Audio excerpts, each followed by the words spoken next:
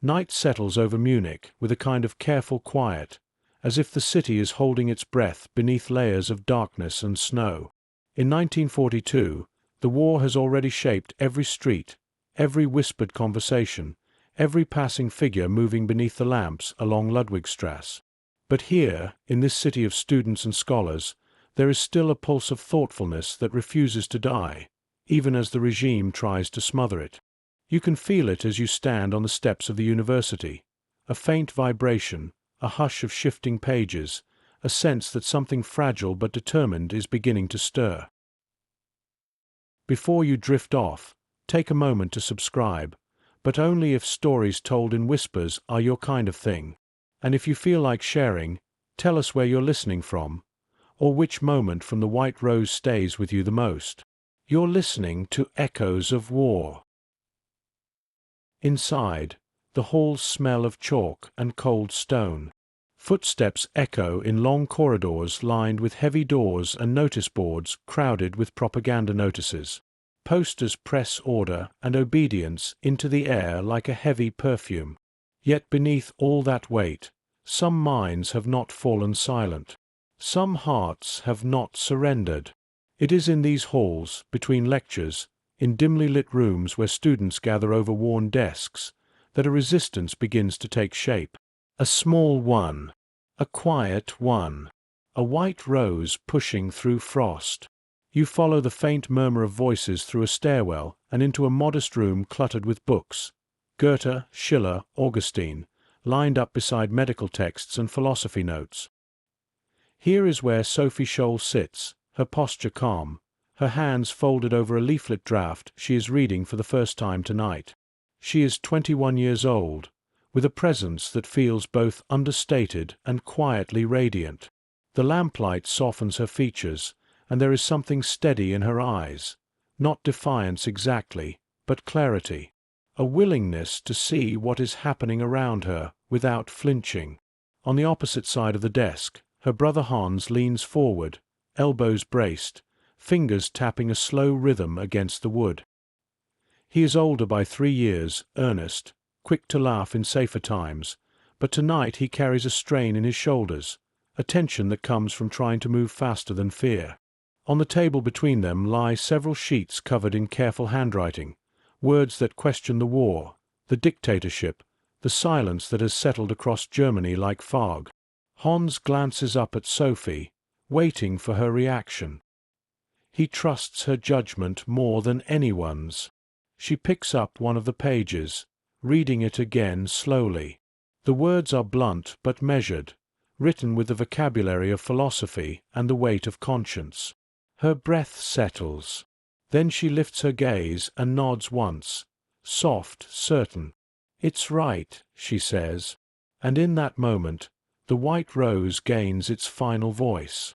You stand a little apart from them, watching the lamplight tremble gently as a draught moves through the room. Outside, a patrol walks by, boots striking the sidewalk in strict, mechanical rhythm. But the footsteps do not reach this small chamber where ideas still breathe. Here, youth has not been consumed by the machinery of the state. Here, the human spirit still remembers how to stand upright. The work begins quietly. A typewriter rattles in the corner as Christoph Probst, thoughtful and calm-eyed, shapes the final lines for the second leaflet. His presence is gentle, almost monk-like, a counterbalance to Hans's restless energy. In the evenings, when the university has emptied, they gather in small groups, 4, 5, sometimes 6. They speak cautiously, always aware that even walls can betray them, but their conviction grows page by page, word by word. Paper, ink, ribbon, envelopes, postage, every simple material becomes an act of defiance. Thousands of leaflets copied in cramped apartments, envelopes slipped into coat pockets, letters mailed across Germany in small bursts, like quiet sparks scattered against darkness. Each leaflet begins with a call to conscience, its tone unmistakably calm, intellectual, rooted in the moral tradition they grew up with. They are not trying to overthrow the state with force. They are trying to awaken a nation with thought.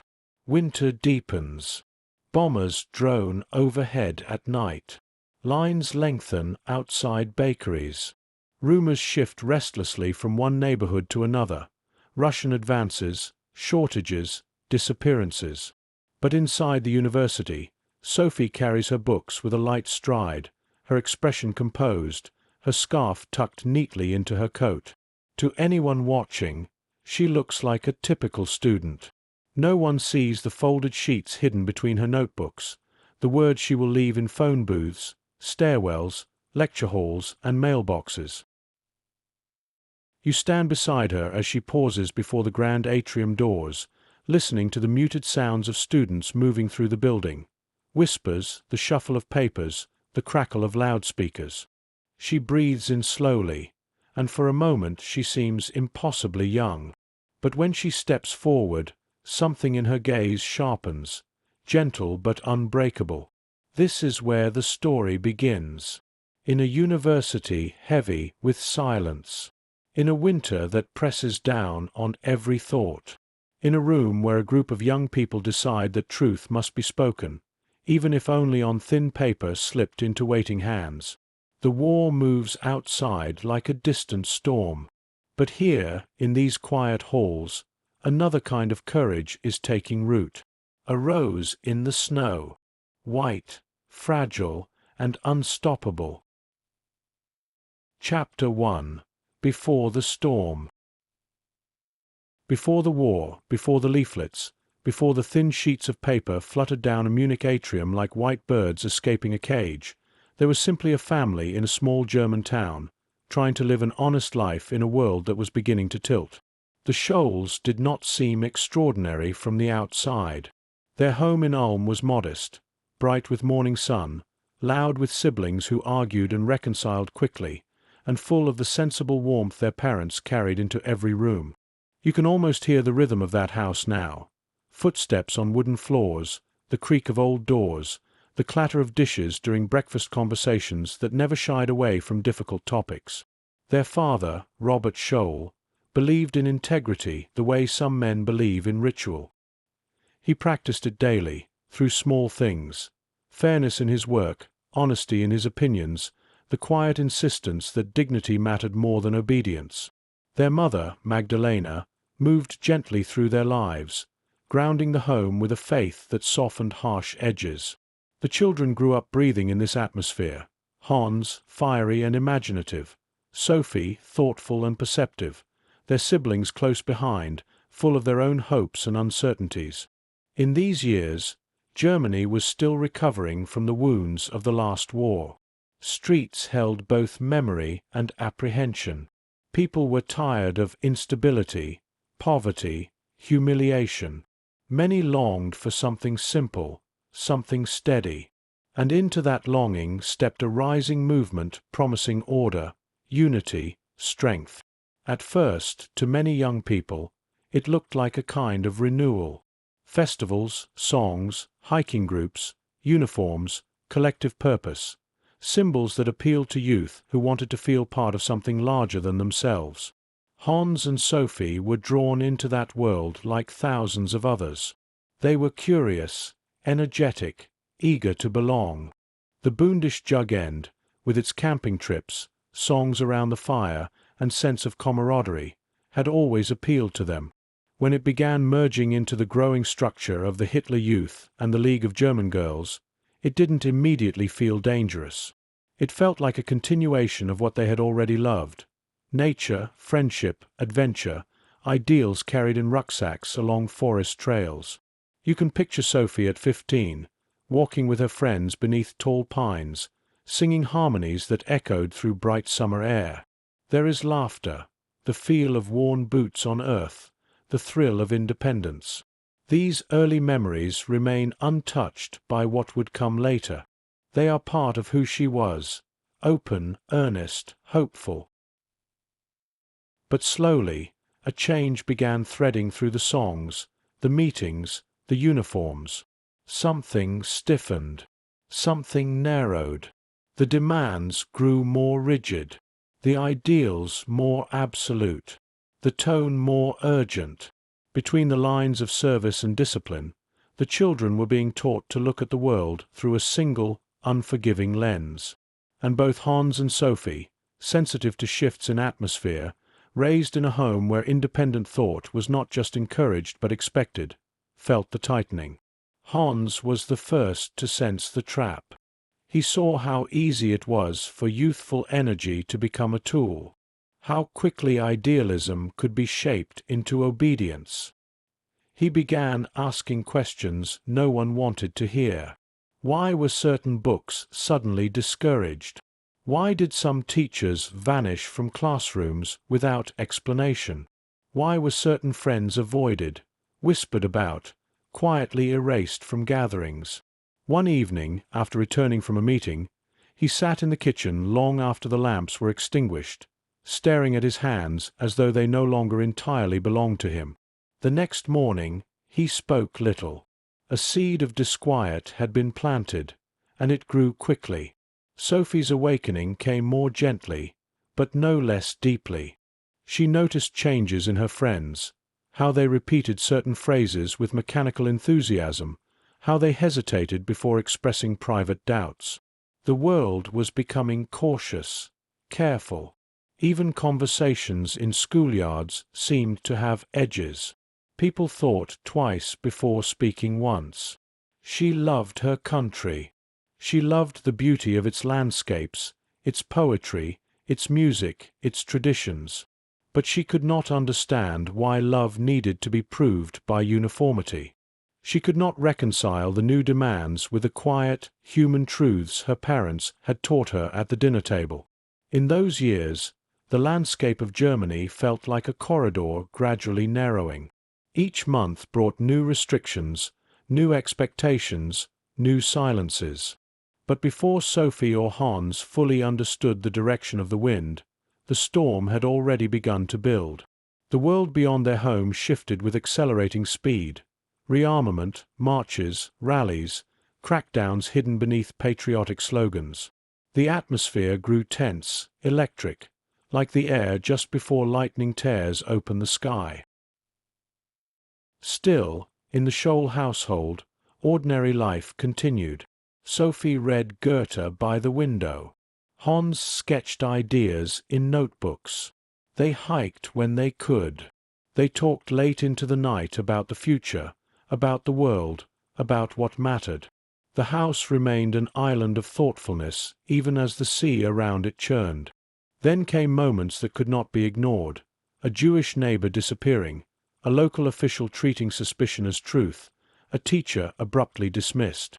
These were small fractures at first, narrow cracks in the facade. But the cracks widened. You stand with Sophie one late afternoon as she walks home from school, passing buildings she has known all her life. She pauses before a shuttered shop, its windows empty, its sign removed. The street is quiet, the air still. She reads the faint marks where the old lettering used to be. Something settles in her chest, a sadness, a question, a quiet conviction she cannot yet name.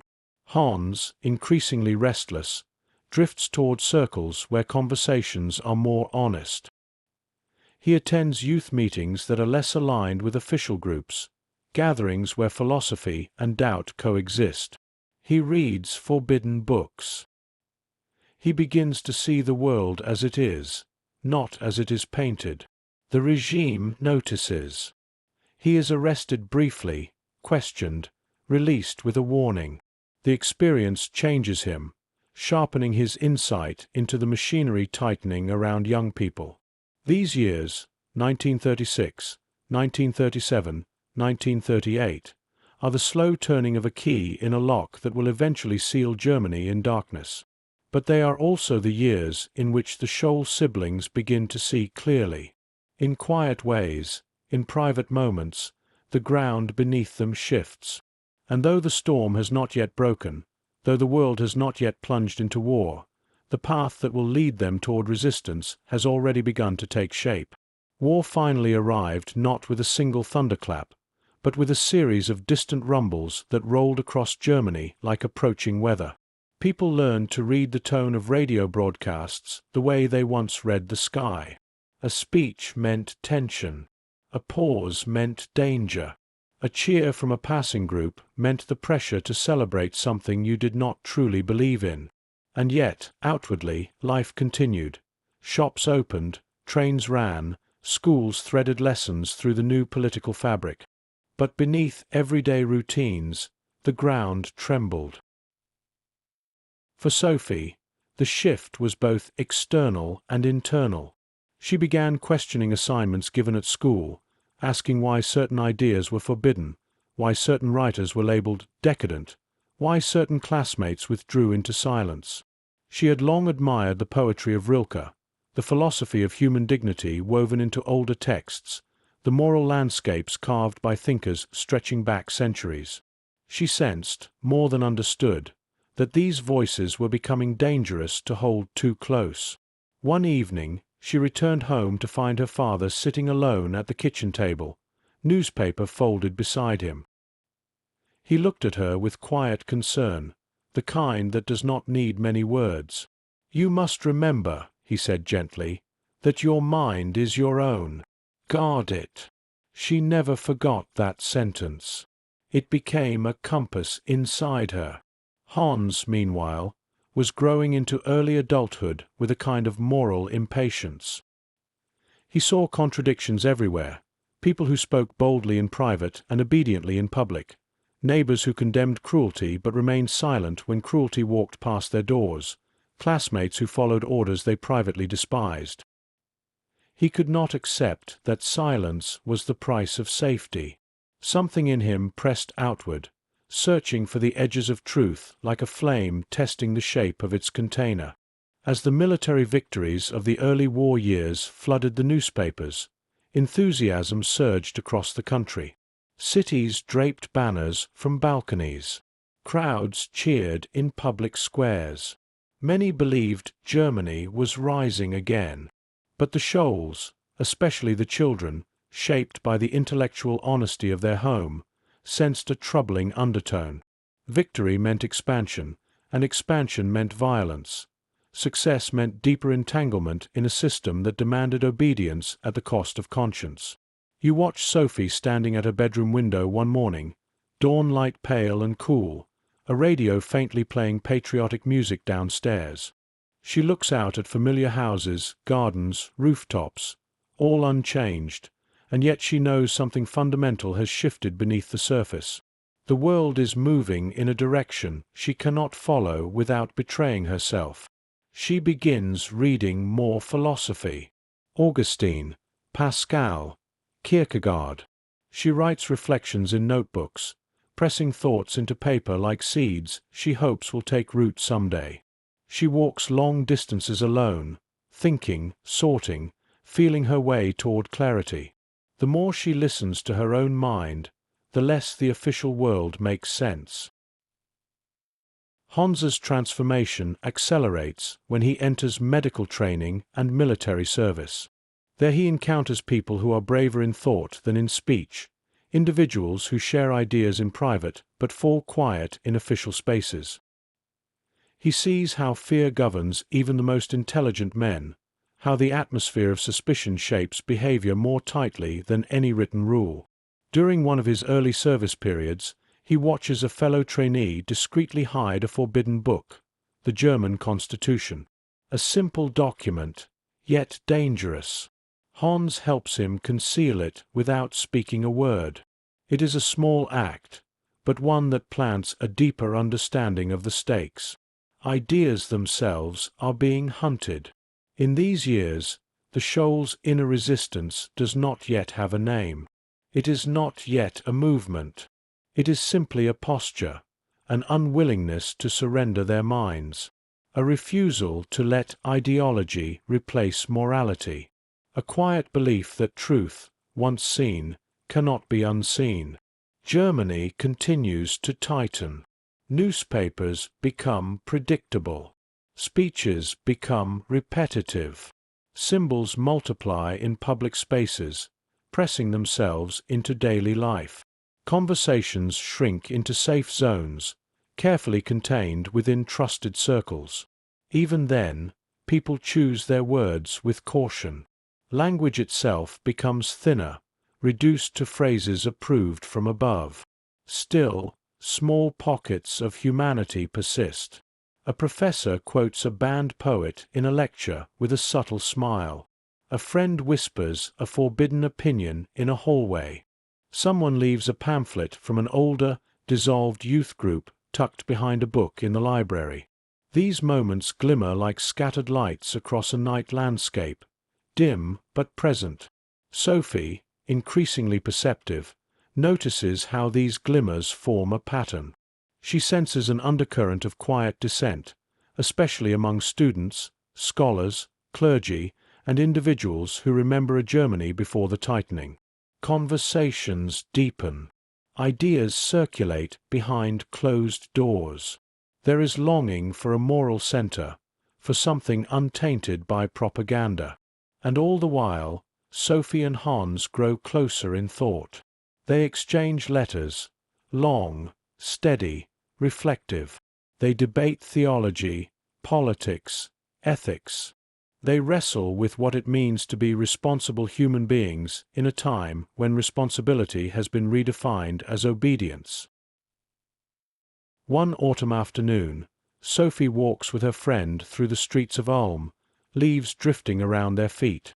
They speak softly about the rumors of deportations, though neither of them truly knows the scope of what is happening.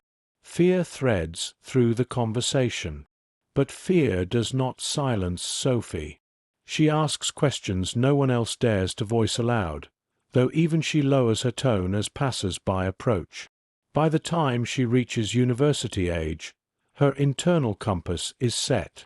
She does not yet know the path she will take, or the price it will demand, but she knows that conscience must be her guide. Not authority, not ideology, not the pressure to fit safely into a world that is losing itself. And so, when she applies to the University of Munich in 1942, she carries with her not only books and hopes and notebooks filled with quotations, but also a growing clarity. That silence in the face of wrongdoing is a form of participation. As she steps into the city for the first time as a student, the war is already turning. The early victories are fading. The front is stretching thin. The news grows more restrained. And Munich, the birthplace of the movement now consuming the continent, feels heavy with unspoken tension. You walk beside her as she enters the university courtyard, surrounded by tall buildings that capture the morning light in austere plains of stone. Students pass by with purposeful strides, their expressions guarded, their voices low. Somewhere in the distance, a typewriter echoes faintly behind a half-open window. Sophie pauses for a moment and looks up at the archways, the statues, the cold sky framed above. She inhales. The air tastes of both possibility and danger, and in that quiet moment, the path of her life, the one that will lead her toward a small circle of friends, a pile of leaflets, a morning in the atrium, and a line history will never forget, begins its final curve. The storm is no longer approaching. It is here, and in its shadow, the white rose is ready to bloom. Chapter 2. Munich in Shadow.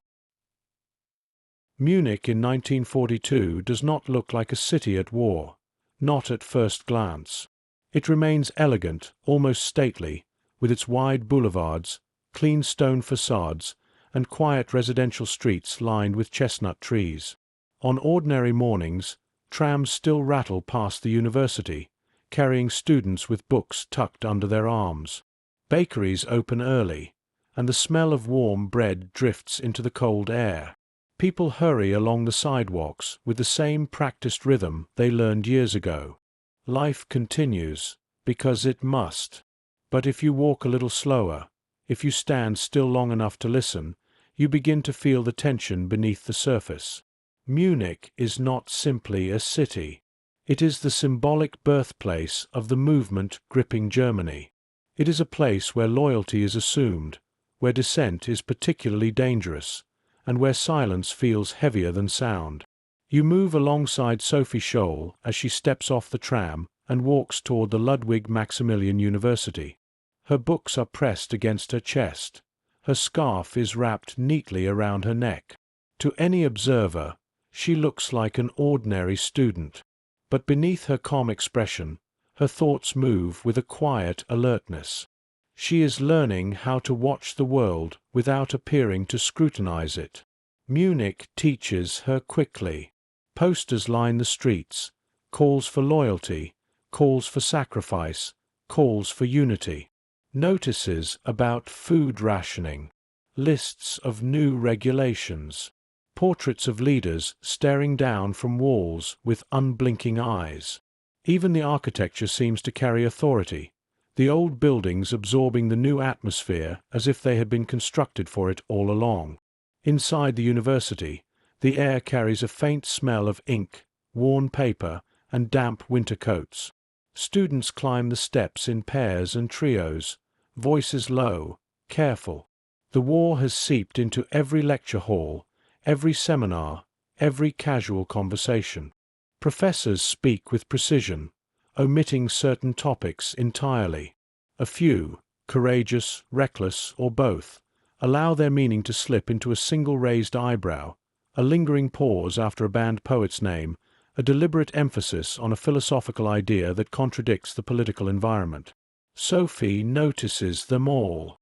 She is drawn to these subtle gestures, these small flashes of intellectual and moral independence.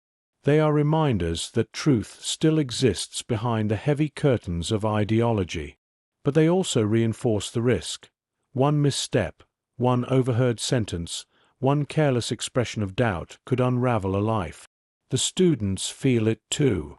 They move with the caution of people who know that the walls have ears. Some are genuinely loyal to the regime. Their voices tend to be louder, their presence more forceful. Others are simply trying to survive. A few, just a few, still think freely, though they keep their ideas tucked away like illicit letters folded deep inside a coat pocket. Hans Scholl is one of these few.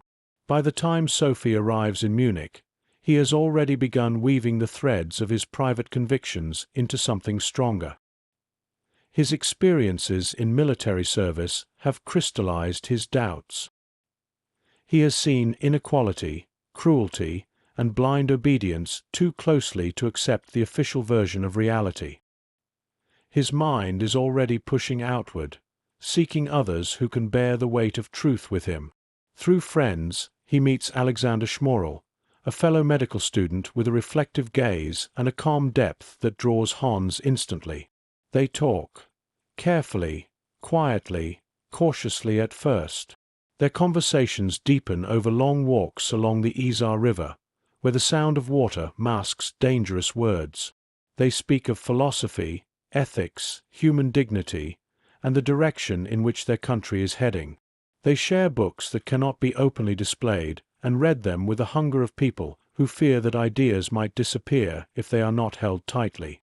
It is during this time that Hans begins to feel the early outline of what the White Rose will become. Not as a plan, not yet, but as a need to speak, a need to resist the suffocating silence. Sophie senses this the moment she reconnects with him in Munich. There is a new intensity in her brother, a fierceness behind his smile, a weight behind his questions. He tells her little at first. He must protect her, he thinks. She must remain safe. But Sophie understands him too well to be shielded. She sees the shift in him. She feels it resonate with the shift stirring in herself. Their conversations resume, quietly, often in Sophie's small room, where the light from a single lamp casts soft gold against the walls. They speak of conscience, of responsibility, of the moral duty to see clearly. And through these conversations, a subtle, unmistakable bond forms between them, a shared certainty that something has gone terribly wrong in their country, and that silence is no longer a refuge but a form of surrender. Munich deepens this certainty with each passing week. Air raid sirens begin to pierce the nights more frequently. The city darkens under blackout curtains. People move through streets with hurried steps, carrying news that changes faster than they can understand it. Some greet these changes with trembling loyalty, others with resignation, others with fear they cannot speak aloud. Food becomes scarcer. Lines lengthen. Rumors swell, of battles lost, of hardships growing, of disappearances. The official tone remains confident, but underneath it, uncertainty seeps through the cracks like cold wind through loose boards. Sophie hears these cracks everywhere. She sees them in the eyes of women waiting for ration cards, in the careful expressions of professors, in the rare unguarded moments when strangers let their shoulders fall, exhausted by the pretense of unwavering faith in the regime. And then there are the soldiers, young men returned from the front, their faces pale with experiences they cannot articulate. They walk through Munich with a haunted air, carrying silence heavier than any injury. When they pass Sophie on the street, she averts her gaze out of respect, not fear. She knows instinctively that they have seen truths no one is allowed to speak. This is the Munich she comes to know, a city of stone and shadow, a city where silence is a second language, a city where courage survives only in hidden pockets of fragile light. And it is here, in this atmosphere of fear and quiet dissent, that the first true seeds of resistance begin to sprout in the Scholl's lives, not in bold actions, not in declarations, but in the simple decision to see the world as it truly is, to think freely, to question, to refuse the comfort of ignorance. It begins with thought. It will end with action.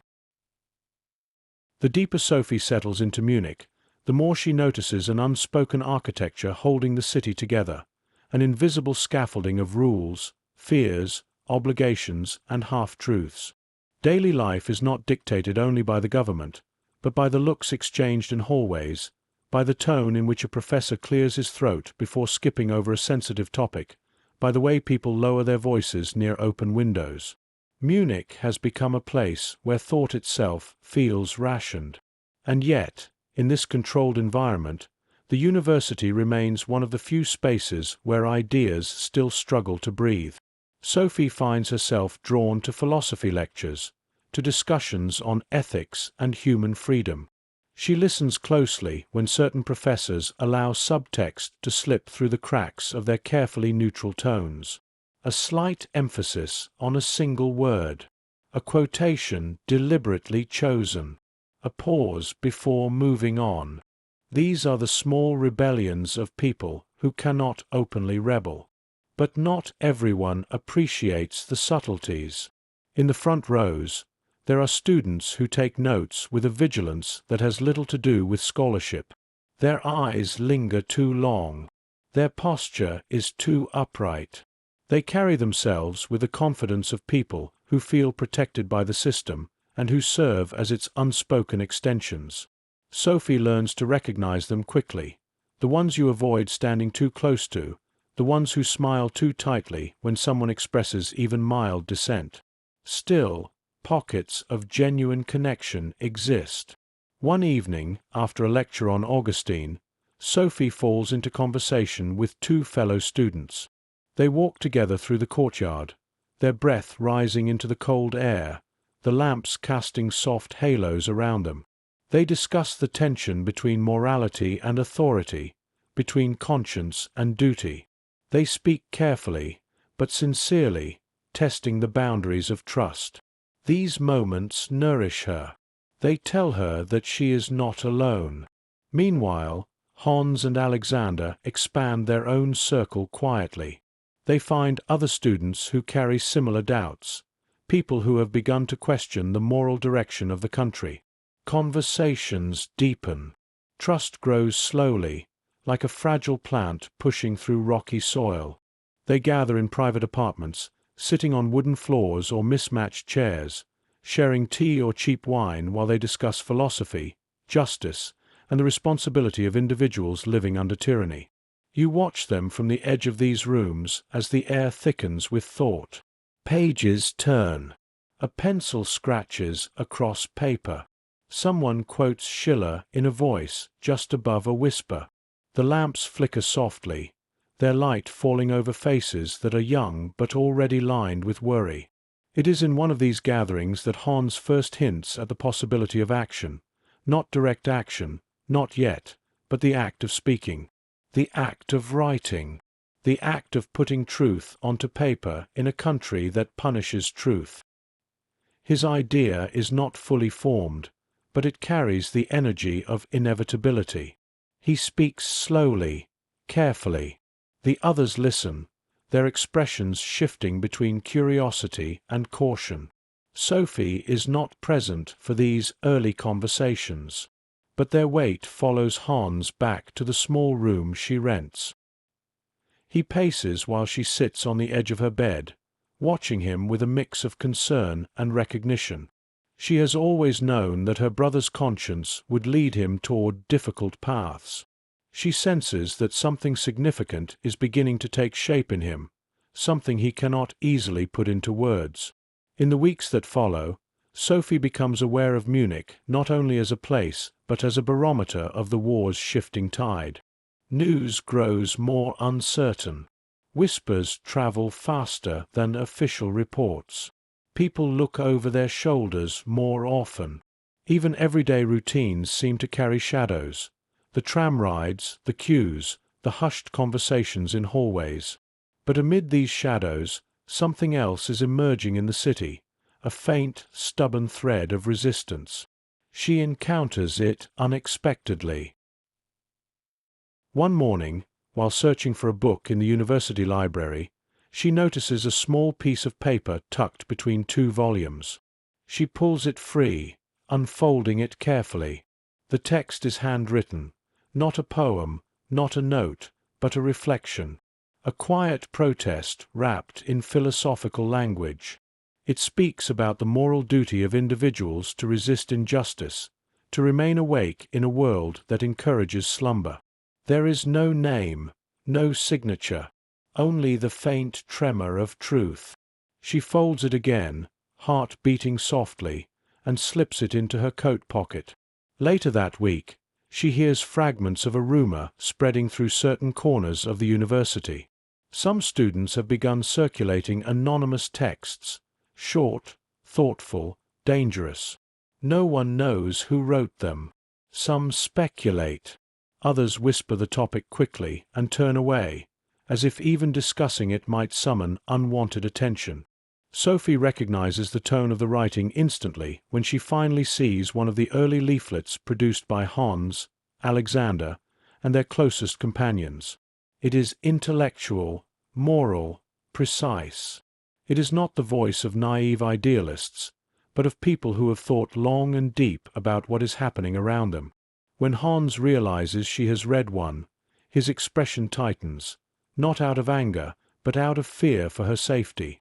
But Sophie simply looks at him with calm determination. She understands. She is ready. Meanwhile, Munich itself continues to shift. The bombings grow heavier. Sirens slice through the night more frequently. Sophie begins spending several nights a week in air raid shelters, surrounded by strangers huddled in tense silence. Children cry. Elderly men clutch blankets. The dust from distant impacts drifts through cracks in the walls. These moments deepen her conviction that the war is not simply a political conflict. It is a moral collapse swallowing her country from within. As the nights stretch longer, Sophie sometimes pulls out a small notebook and writes by the dim, flickering light of the shelter's lamps. She does not write about fear, or hunger, or bombs. She writes about conscience, about the quiet choices that shape a person's life, about the responsibility to remain human when humanity is being eroded. These writings do not yet have an audience. They are simply her way of staying awake, spiritually, ethically, intellectually, while the world around her drifts into darker sleep.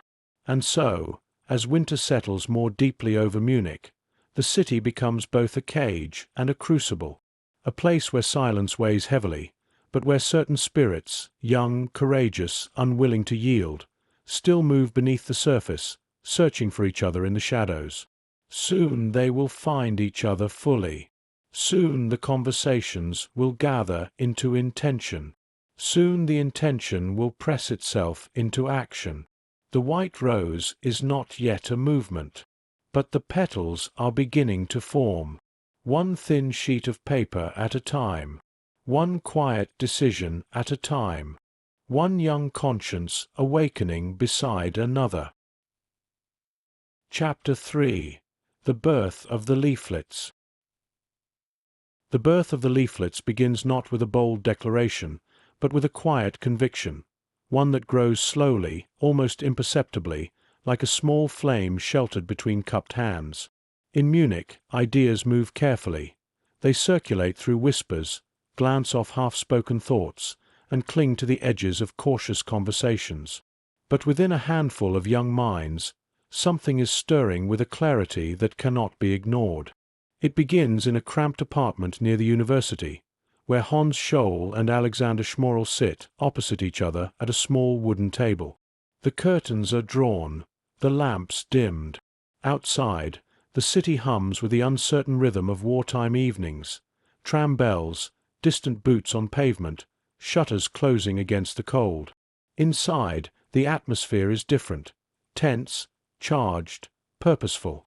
On the table lie scattered notes, lines from classical philosophy, quotations from banned authors, observations about the moral collapse unfolding across Europe. These fragments form the soil from which the first leaflet will grow. Hans leans back in his chair, fingers tapping restlessly against his knee. Alexander sits stiller, brow slightly furrowed as he reads over a draft. Their personalities are different, almost opposite. Hans driven by intensity, by sparks of sudden insight. Alexander by reflection, by slower, deeper currents of thought. But their differences do not divide them. They shape the tone of the leaflets themselves, passionate yet precise, urgent yet restrained. You stand quietly at the edge of the room, watching as words are examined like precious artifacts. They weigh each sentence, aware that language must be wielded carefully. This is not the time for slogans or shouts. It is the time for reason, for conscience, for a voice that might reach those who have forgotten how to think freely. Hans reads a line aloud. Why do you allow these men who are in power to rob you step by step, openly and in secret, of one domain of your rights after another? Alexander lifts his eyes. Too direct, he asks quietly. Hans shakes his head. Too soft. But then a small smile flickers across his face, the rare kind that appears when an idea falls into place. They begin again. Meanwhile, in Sophie's small room across the city, she writes in her notebook by the lamplight. She does not yet know that Hans and Alexander are drafting the first leaflet at this very moment, but she senses something shifting. She feels it in the letters Hans sends, lines sharp with urgency, questions edged with moral weight. She feels it in the atmosphere of the university, in the uneasy glances exchanged between students who recognize one another as quiet dissenters. Sophie pauses in her writing, listening to the faint, distant echo of an air raid siren being tested. The sound has become almost routine, like a warning the city has grown used to ignoring. She closes her notebook softly and looks toward the window. The streets below are dim, the lamps masked. A shadow moves across a courtyard, then disappears. She has no concrete proof yet, but she knows her brother is involved in something, and she knows she will not remain on the sidelines when the moment comes. Her mind drifts toward a question that has followed her for months. If I know what is right, and I do nothing, what does that make me? She does not write the answer. She already knows it. Back in the apartment, the air grows thicker with purpose. Alexander picks up a fresh sheet of paper and begins typing slowly, deliberately. The keys of the typewriter strike the ribbon with sharp, rhythmic taps, small, metallic heartbeats. Hans paces. He reads over Alexander's shoulder. He corrects, sharpens, expands, and slowly, the ideas crystallize into something coherent and powerful. The leaflet does not call for violence. It does not call for uprising. It calls for awakening, for the rediscovery of moral responsibility, for Germans to look beyond propaganda and see the reality unfolding around them, for courage, not loud but clear. You observe the moment when the leaflet becomes more than words, when Hans stops pacing and stands still, recognizing that what lies before them is the first tangible act of resistance. A risk, a line crossed, a point of no return. Alexander looks up at him, calm but resolute. "Once we begin," he says softly, "we cannot step back." Hans nods. There is no fear in the gesture, only acceptance. The white rose has not yet been named, but its pulse has begun. In the days that follow, production becomes the challenge. Paper is scarce. Ink is rationed. Typewriters leave identifiable fingerprints. Every detail must be considered, every step protected. They work at night, often changing locations to avoid suspicion. They mail leaflets from distant postboxes, scattered across Munich and beyond, so that patterns cannot be traced. Hans, ever restless, pushes the pace. Alexander, ever thoughtful, slows what must be slowed. Together they produce the first 4 leaflets, carefully folded, cautiously distributed. And somewhere across Munich, in a modest room lit by a single lamp, Sophie receives one of those leaflets in secret. Her hands tremble, not with fear, but with recognition, with certainty, with a sense of destiny aligning with conscience. She reads it slowly, breath steady, eyes fixed on each line until she reaches the end. Something inside her settles into place, quiet and immovable. She knows. She will join them, not because she is fearless, not because she seeks danger, but because truth has called her name, and she will not pretend she did not hear it. The first 4 leaflets drift into the world with the quietness of snowflakes, small, light, easily overlooked at first. But each one carries the density of conscience, the sharp edge of truth wrapped in calm, reasoned words. They are mailed in plain envelopes, slipped into libraries, left in phone booths, mailed to professors, passed to strangers, hidden inside newspapers on trams.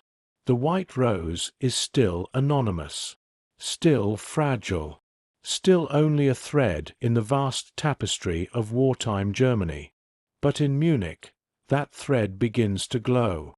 You follow Sophie as she moves through the university courtyard at dusk, the first leaflet hidden in her coat pocket. Students cross the square with hurried steps, their silhouettes long against the amber lamps. Some laugh, pretending the world is still simple. Others walk with shoulders bowed, carrying the weight of news from the front. Another friend lost, another city fallen, another rumor whispered too quietly to bear repeating. Sophie pauses near the fountain, unfolds the leaflet again, and reads it under the dim light. Nothing is so unworthy of a civilized nation as allowing itself to be governed without opposition by an irresponsible clique that has yielded to base instinct. The words feel larger than the page. They feel alive, like a current running beneath the surface of the city. And as she reads them, she feels her resolve hardening, not as anger, but as clarity, like a lantern warming into its own flame. She knows that the one who wrote these words must be Hans. She knows him too well. She recognizes the cadence of his conscience, the structure of his thought. She doesn't confront him. Not yet. She simply waits for the moment when he will invite her into the circle that has already begun forming around him. But she is already part of it. Meanwhile, Hans and Alexander are learning the rhythm of clandestine work. Every action must be calculated, every movement observed from multiple angles. They print at night. They store copies beneath floorboards. They watch the windows, listening for footsteps in the stairwell. They develop a rotation of mailboxes across the city, visiting no location too often. They choose recipients carefully: professors, doctors, clergy, intellectuals, people who might still think freely despite the tightening atmosphere. One evening, as they sort stacks of freshly printed leaflets, Alexander pauses and looks toward the door as a draft slips into the room. "We'll need more hands eventually," he says quietly. Hans nods. "I know." He hesitates, thinking not of who they should invite, but of who they must protect. Sophie's face flickers in his mind. The leaflets begin to travel beyond Munich, Augsburg, Stuttgart, Vienna, mailed in small batches, disguised as private correspondence, sent to universities, slipped into mail slots. And with each journey they leave behind a faint wake: a professor pausing in his office, reading the words twice, a student lowering her gaze after recognizing her own silent fears written out in careful type, a clerk folding the leaflet and hiding it in his coat, unsure why he is compelled to keep it. Some people destroy them immediately, terrified of being caught with them. Others bury them in drawers. A few dare to pass them on. The leaflets spread in unpredictable ways, like seeds carried by wind. What the group does not yet know is that every envelope, every sheet, every typed phrase is slowly drawing attention, not from friends, but from watchful eyes in the city. Sophie's moment comes sooner than Hans expects. One late afternoon, she walks into Hans's room without knocking. He is hunched over the typewriter, the keys still warm, the ribbon smudged with fresh ink.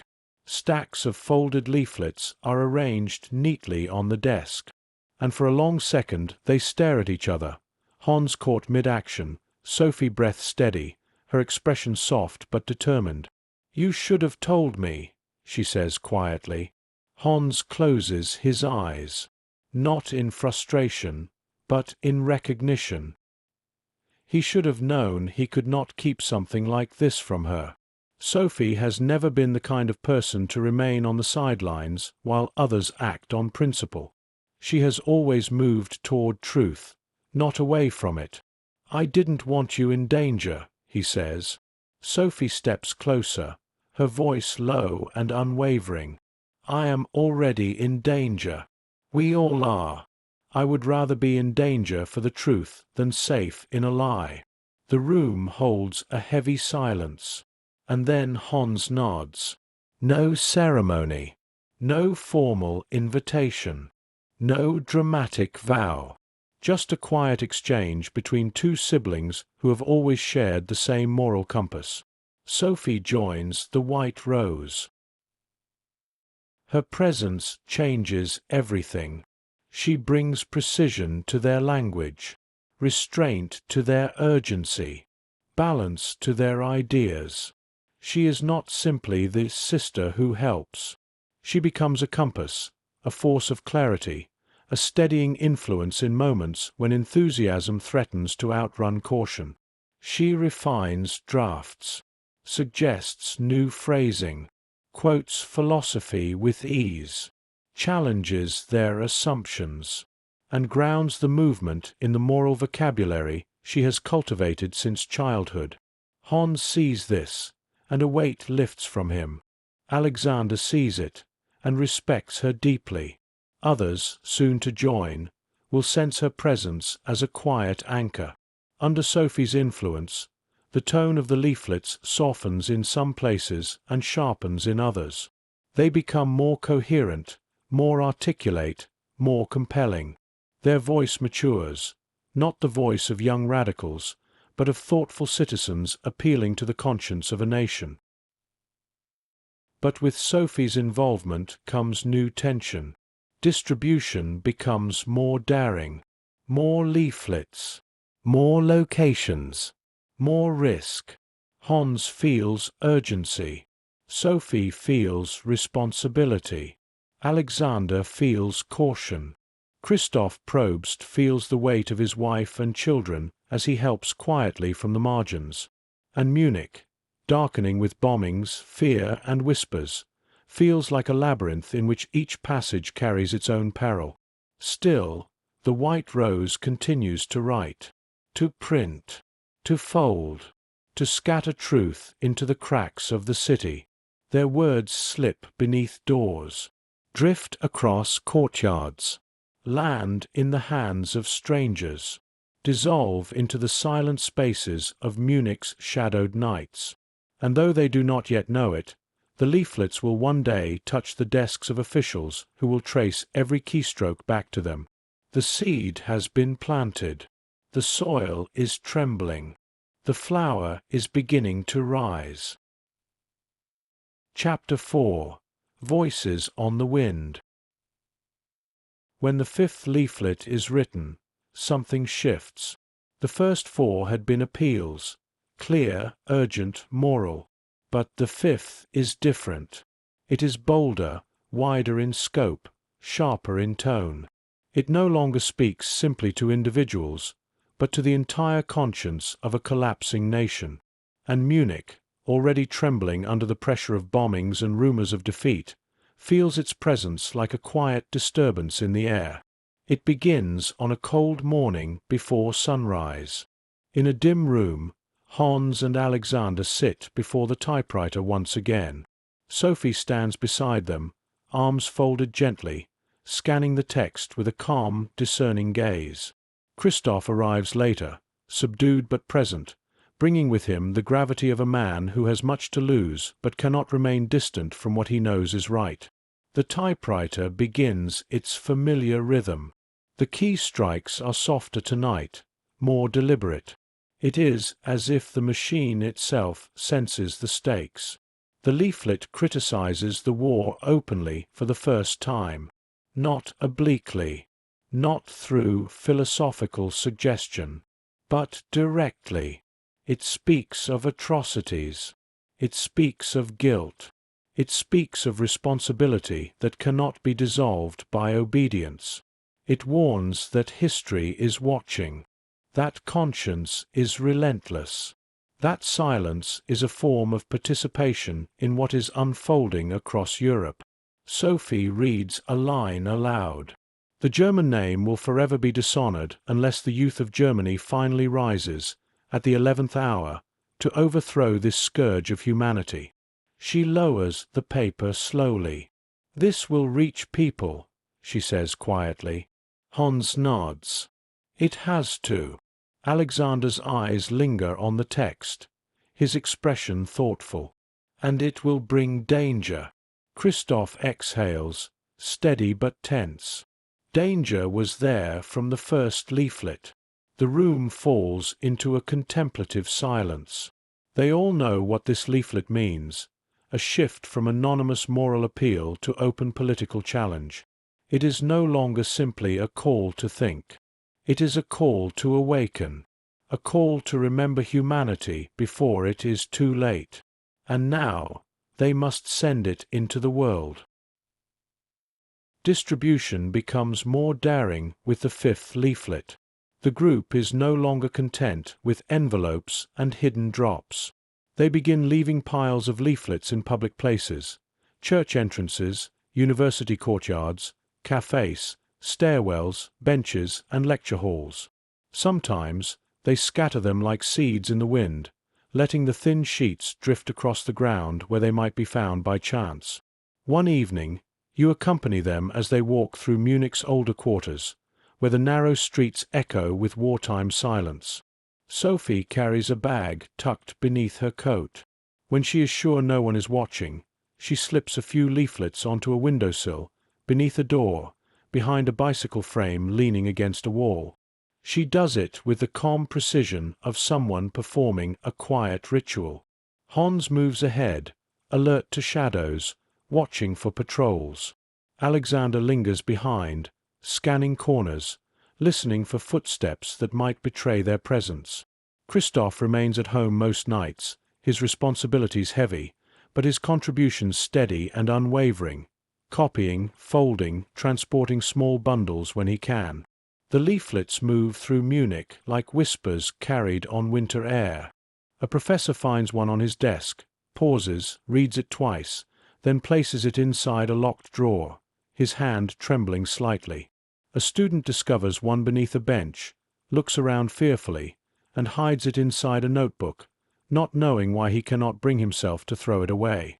An elderly woman picks one up from a church pew, reads the first paragraph, and quietly slips it into her coat before leaving, her eyes shining with an expression too complex to name. The leaflets do not reach everyone, but they reach enough.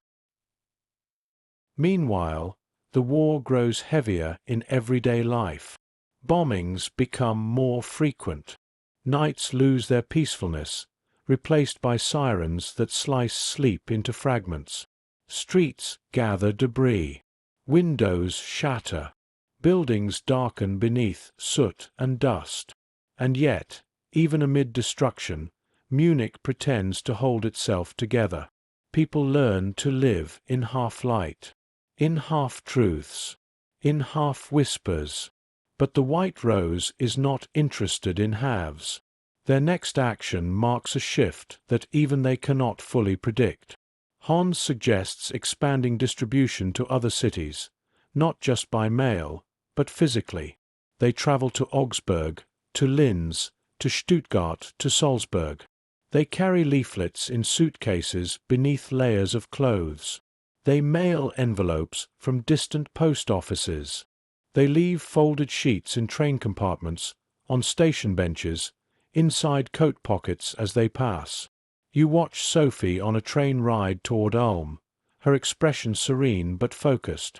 In her bag are dozens of leaflets.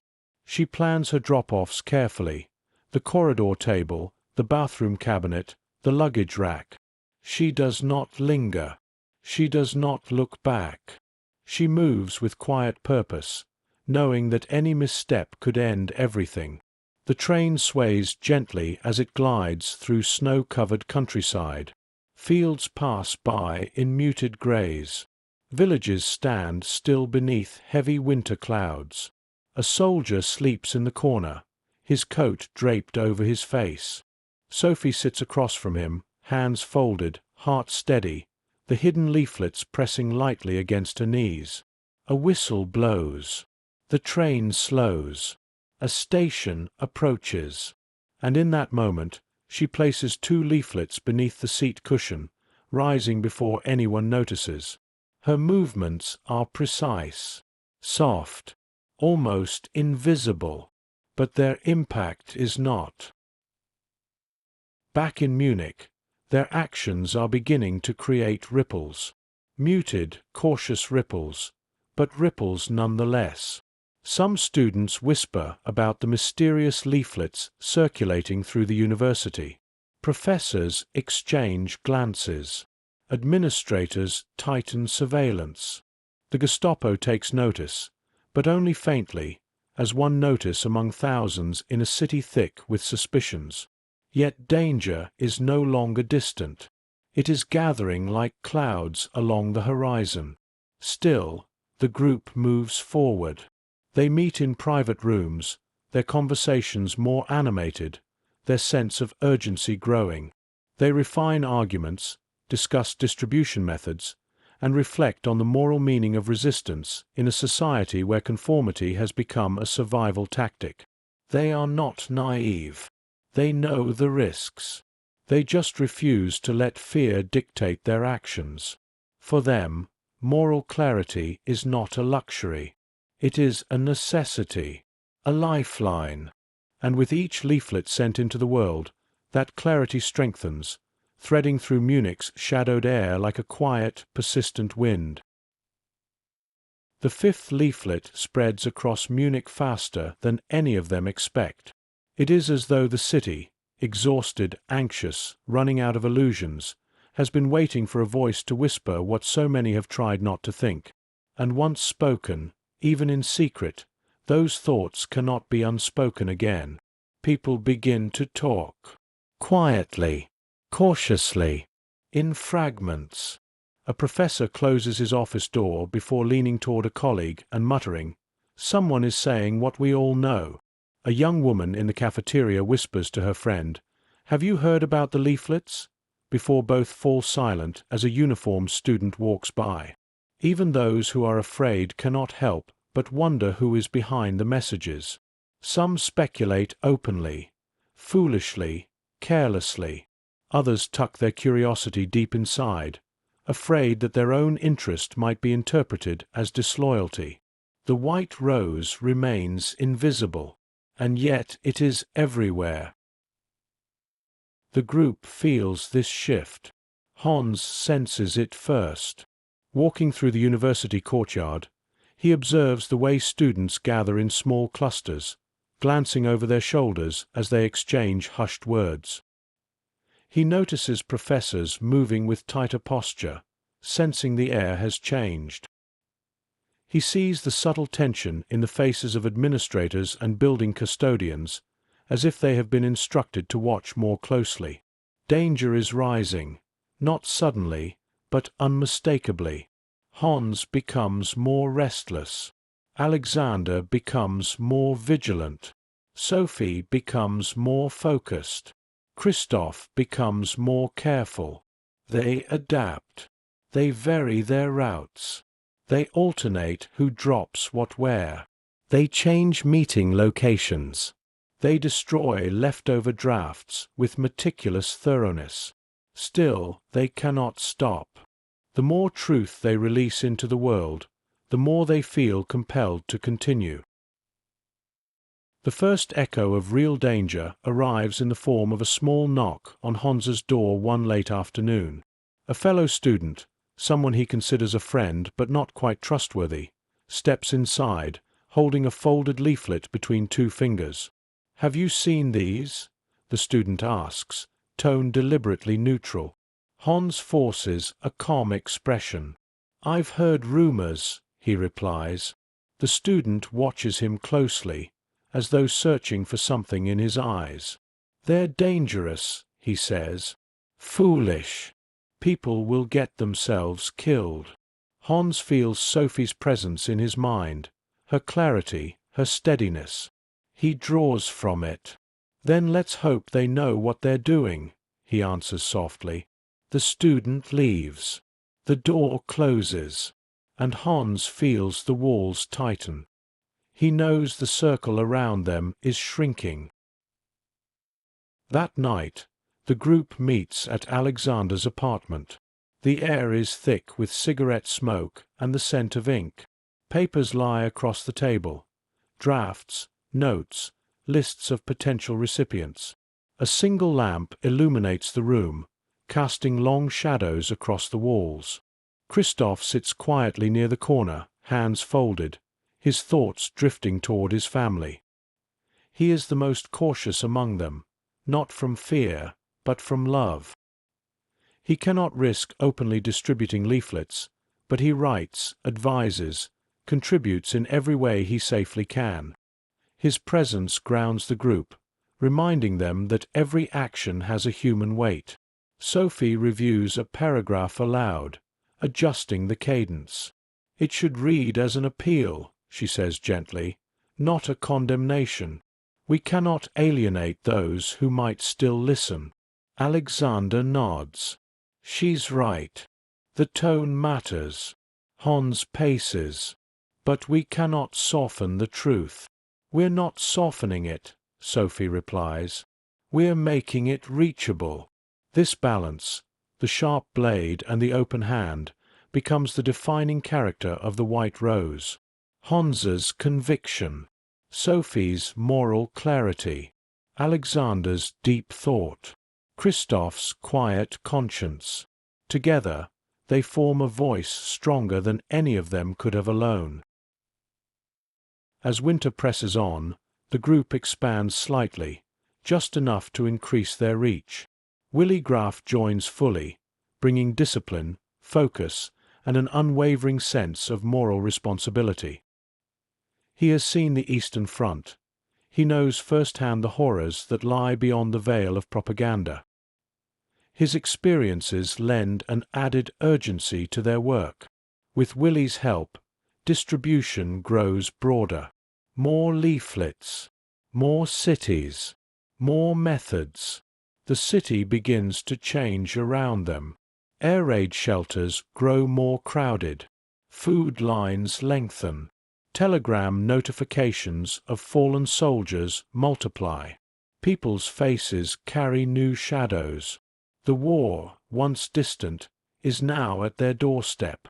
Amid this unraveling, the white rose leaflets strike deeper chords. Voices of conscience, a professor whispers to himself after reading one. Madness, another mutters, though he slips the leaflet into his coat. Hope, someone writes anonymously on the back of a bench where leaflets were found. The city breathes differently now, unevenly, with a mixture of fear and awakening. Sophie's role becomes increasingly vital. Because she moves through the university with such calm grace, no one suspects her. She carries leaflets tucked inside textbooks, beneath lecture notes, between the thin pages of novels. She leaves them in library stacks, in ladies' room stalls, in coat rooms, in unused classrooms. She becomes a ghost of quiet resistance, a silhouette slipping leaflets into the cracks of the institution. You walk beside her one evening as she moves through the atrium. The marble floors echo under her steps. A janitor sweeps in the distance, unaware of the small folded papers she places behind a pillar and beneath the staircase railing. She does not rush. She does not tremble. She moves as though she is simply existing in her own quiet rhythm. In that stillness, she becomes unstoppable. But the city is not blind. Officials begin to study the patterns. Some envelopes are recognizable, some locations repeated, some distribution methods too precise to be random. The Gestapo grows curious, then suspicious, then attentive. In the offices where reports gather like dust, someone begins to connect small dots. Not enough to act, but enough to watch. And though the White Rose does not yet know it, the wind that carries their voices is beginning to shift direction. Still, they continue, because the truth, once spoken, refuses to return to silence. Because conscience, once awakened, does not go back to sleep. Because they are young and courageous, and compelled by something larger than fear. The leaflets multiply. The voices spread. The wind carries them farther than they ever dreamed. And Munich, for one brief moment in history, holds within it the soft hum of awakening. Chapter 5. Escalation. By the winter of 1942-43, the White Rose has grown from a whisper into something more deliberate. Still small, still vulnerable, still hidden beneath the weight of a brutal regime, but no longer fragile.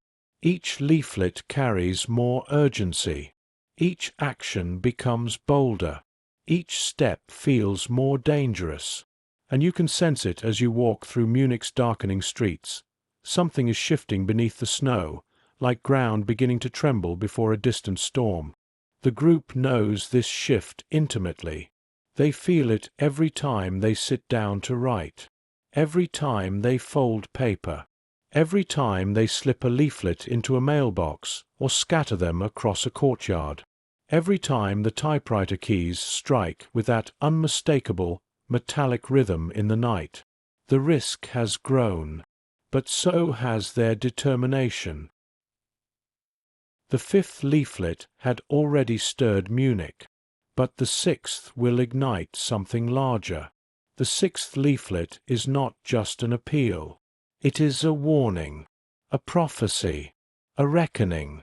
It speaks of the military disaster at Stalingrad, one of the first major breaks in the illusion of German invincibility. It criticizes leadership openly. It calls for swift action by the German people before catastrophe consumes them all. It hints at insurrection. It suggests responsibility cannot be deferred any longer. Hans reads the draft aloud in a low, steady voice. The day of reckoning has come, the reckoning of the German youth with the most abominable tyrant our people have ever been forced to endure. The room grows still. Alexander leans back, eyes narrowing as he contemplates the weight of those words.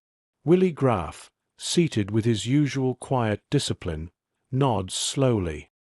He has seen war firsthand. He knows what Stalingrad means. He knows the truth of it, even if the newspapers will not say it. Sophie, sitting near the window, listens with a calm intensity. "This will reach far," she says softly. Hans exhales. "It has to. People need to know how close everything is to collapse." Christoph does not speak immediately.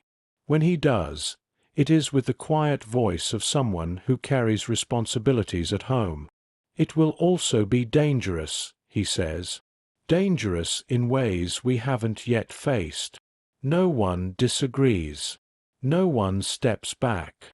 No one suggests softening the message. The truth has become too heavy to ignore.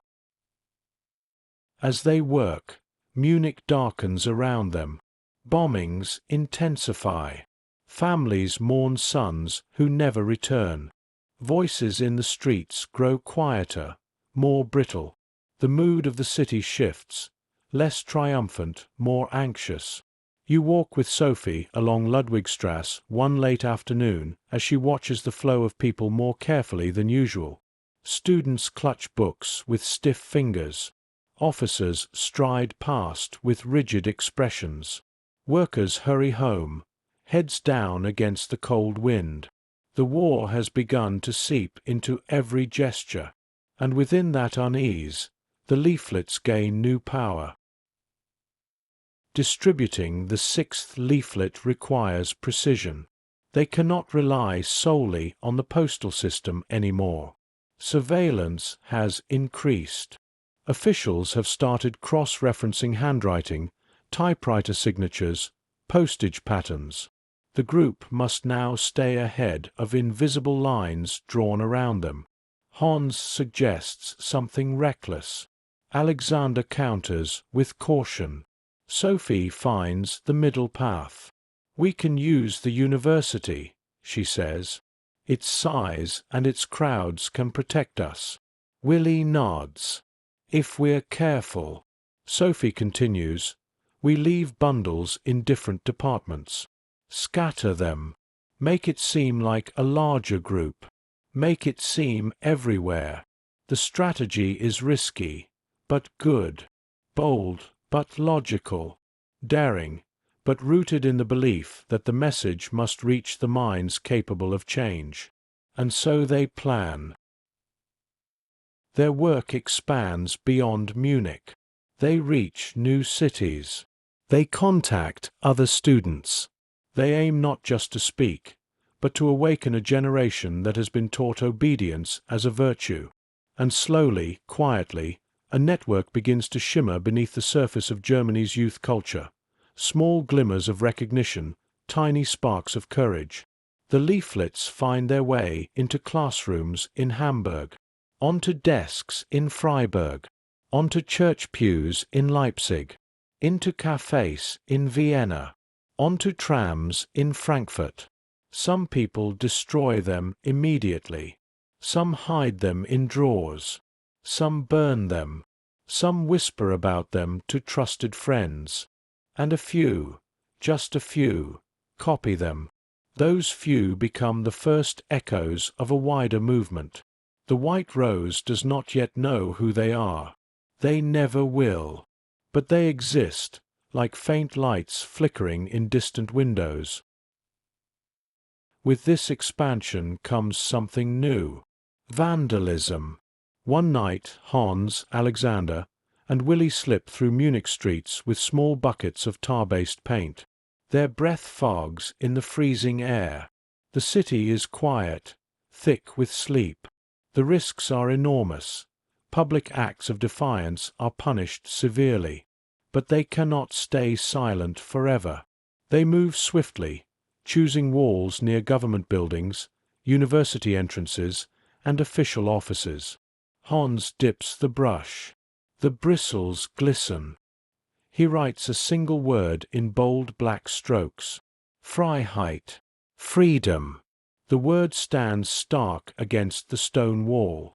Then another. Nieder mit Hitler. Down with Hitler. Another. Hitler mass murderer. They work fast. Switch locations often. Watch the corners. Listen for footsteps. Their hearts beat in unison with the cold night air. By dawn, the city awakens to a string of painted messages that cannot be ignored or erased quickly.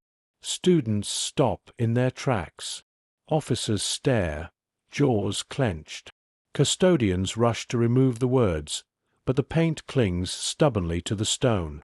And the whispers begin again. Someone is resisting. A group. Young people. Students, maybe. No.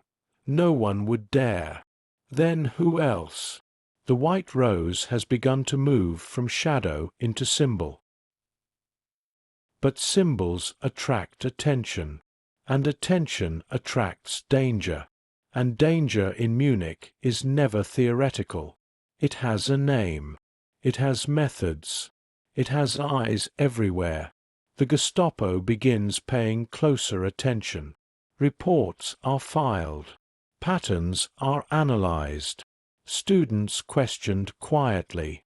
Mail traced. Typewriters catalogued. Nothing definitive yet. But the noose is tightening. Slowly, invisibly, inevitably. The white rose doesn't see it fully. Not yet. What they see instead is possibility. Momentum. Awakening. They feel urgency rising in their blood. The sixth leaflet must be distributed on a larger scale than anything before it. And in that determination, their greatest act, and their greatest risk, draws near. The sixth leaflet becomes the most ambitious effort the White Rose has attempted. It is longer, sharper, and heavier than any that came before it. It reads like a verdict, and like a plea for action, for awakening, for moral courage before the final collapse. The group knows they cannot simply mail it out in quiet bursts. It must reach as many hands as possible, as fast as possible. And so they prepare. For days the typewriter rattles until the ribbon frays. Ink runs low. Paper piles shrink. The lamp burns late into the night. The walls themselves begin to feel the tension, walls that have learned not to listen, not to speak, not to betray the secrets whispered beside them. As the final stacks of leaflets gather on the table, Alexander counts them carefully. Hans ties bundles with thin string. Willie organizes the distribution routes. Christoph folds copies, each crease made with quiet intention. Sophie stands over the table, her fingers lightly grazing the paper. She recognizes that something irreversible is about to happen. The leaflets have evolved from arguments into warnings, and warnings into the closest thing a civilian movement can make to a political strike. And she knows they will not stop. Munich is restless in February 1943. The city's facade of order is thinning. News of the catastrophe at Stalingrad spreads faster than the official channels can suppress it. Soldiers return with vacant eyes. Families receive telegrams that reduce entire futures to a single folded sheet. Bread grows scarce. Coal scarcer. The air tastes of tension. In the midst of this growing collapse, The white rose feels the urgency to act. The inner circle meets one more time in Alexander's apartment, a final gathering before the 6th leaflet is released into the world. The lamp glows softly. Outside, snow falls against the windows like ash drifting from a distant fire. Inside, the group sits close together, the air heavy with thought. Willie speaks first, his tone calm but firm. "If we do this, the university will react immediately." Hans nods. "Good. They need to react. Students need to see that someone is willing to stand openly against all this." Alexander adds, "And we must expect investigation, more surveillance." Christoph, sitting quietly in the corner, finally speaks. "We've already accepted that this might end badly." His voice is soft, almost apologetic, but it carries the truth everyone already knows. Sophie looks at each of them. There is no panic, no trembling, only acceptance, only purpose, only the understanding that moral action becomes real the moment it reaches its highest risk. And so, with quiet agreement, they finalize the plan for the most daring distribution yet. It begins at night. A penetrating cold settles over Munich. The moon hides behind thick clouds. Perfect conditions for invisibility. Hans, Willie, and Alexander move through the streets like shadows. They go to residential areas, university entrances, political buildings.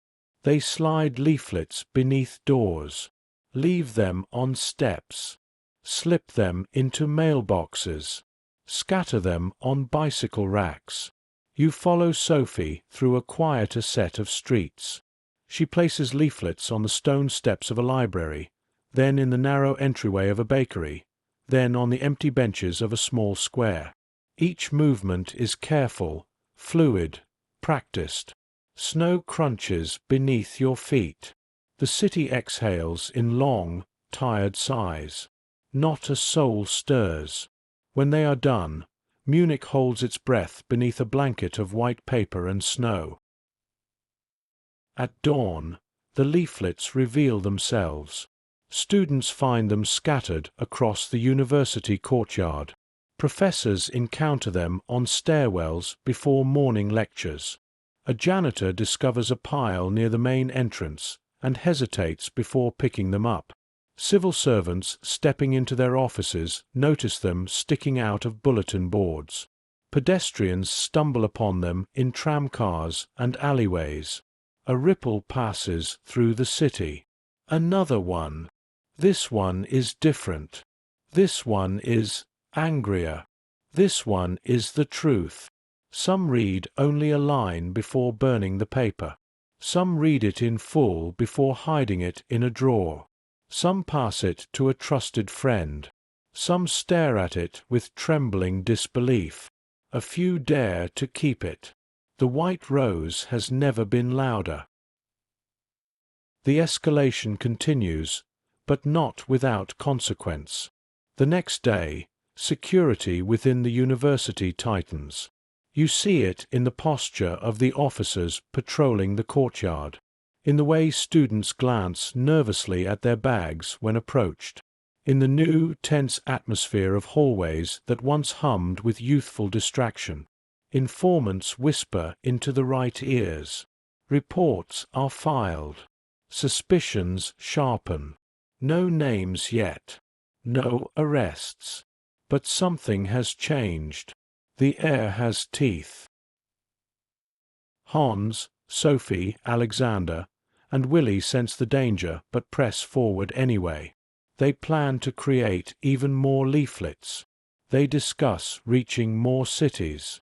They speak of expanding the network. They speak of awakening the conscience of a generation. But somewhere, deep inside the university's administrative offices, a line has been crossed. A set of eyes belonging to the wrong person has noticed patterns. The leaflets, the handwriting, the student movements. The timing. The net begins to tighten. Slowly, quietly, precisely. And yet, the group continues. Because urgency has overtaken fear. Because truth has become more important than safety. Because the world is unraveling, and they refuse to be silent witnesses to its collapse. The white rose does not know it, but the next leaflet, the 7th, will be their last, and its release will lead them directly into the chapter they cannot escape. Chapter 6. The Last Day. Morning breaks over Munich with a pale, wintry light that feels almost unreal in its gentleness. February 18th, 1943. A Thursday. The kind of cold, ordinary morning in which nothing should happen, nothing should change, nothing should end. But beneath the quiet sky, the city carries a tension that only a few can feel, those standing at the edge of irreversible choices. You walk beside Sophie as she steps out of her apartment building, her eyelashes gathering small flecks of frost. She carries a suitcase, light, practical, and filled with leaflets rather than clothing. Her stride is calm, almost serene, the way someone walks when they have already decided who they are and who they must be. There is no hesitation in her movements, no tremor in her breath. She wears a light-colored coat today, her scarf tucked neatly under the collar. Her hair is pinned back with quiet care. To the world, she looks like a diligent student heading to her morning lectures. And yet, inside that suitcase is the white rose's final act. Across the city, Hans hurries toward the university with a similar determination. His expression is taut, focused. He carries a stack of leaflets hidden beneath his coat. The 7th leaflet, their final text, feels heavier than paper. It is the culmination of everything they have written, everything they have risked, everything they have already lost. It calls for resistance openly. It predicts the collapse of the government. It urges the German people to reclaim their conscience. It is, in every sense, a point of no return. Hans meets Sophie at the university steps. Their eyes meet briefly, not with fear, but with recognition. They do not speak much. They do not need to. The morning air between them carries all the words left unsaid. "You're sure?" Hans murmurs. Sophie nods. "Yes." She smiles. Soft, steady, luminous. "Now we must show what we believe."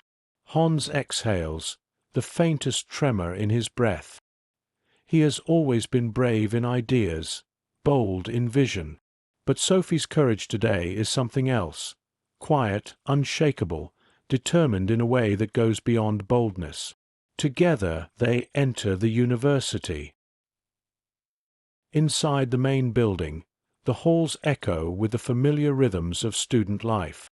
Footsteps, soft conversations, the distant murmur of a lecture beginning. Nothing feels dangerous at first glance, but the atmosphere holds a fragile tension. The janitors sweeping the floors glance more sharply than usual. Administrators walk with hurried, clipped steps. Posters on the walls flutter slightly in the draft of passing bodies, their bold slogans watching with unblinking eyes. Hans and Sophie move with purpose. First floor, second floor, upper hallway. They carry bundles of the 7th leaflet, ready to drop them discreetly, just as always. They slip pages onto windowsills, tuck them between stacks of books, leave small piles near lecture halls. Students pass without noticing.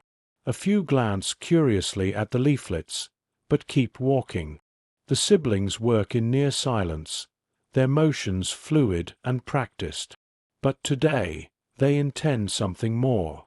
As they reach the top of the atrium staircase, a broad, open space where sound drifts upward like breath, they pause. Below them, the vast hall stretches out like a stone sea.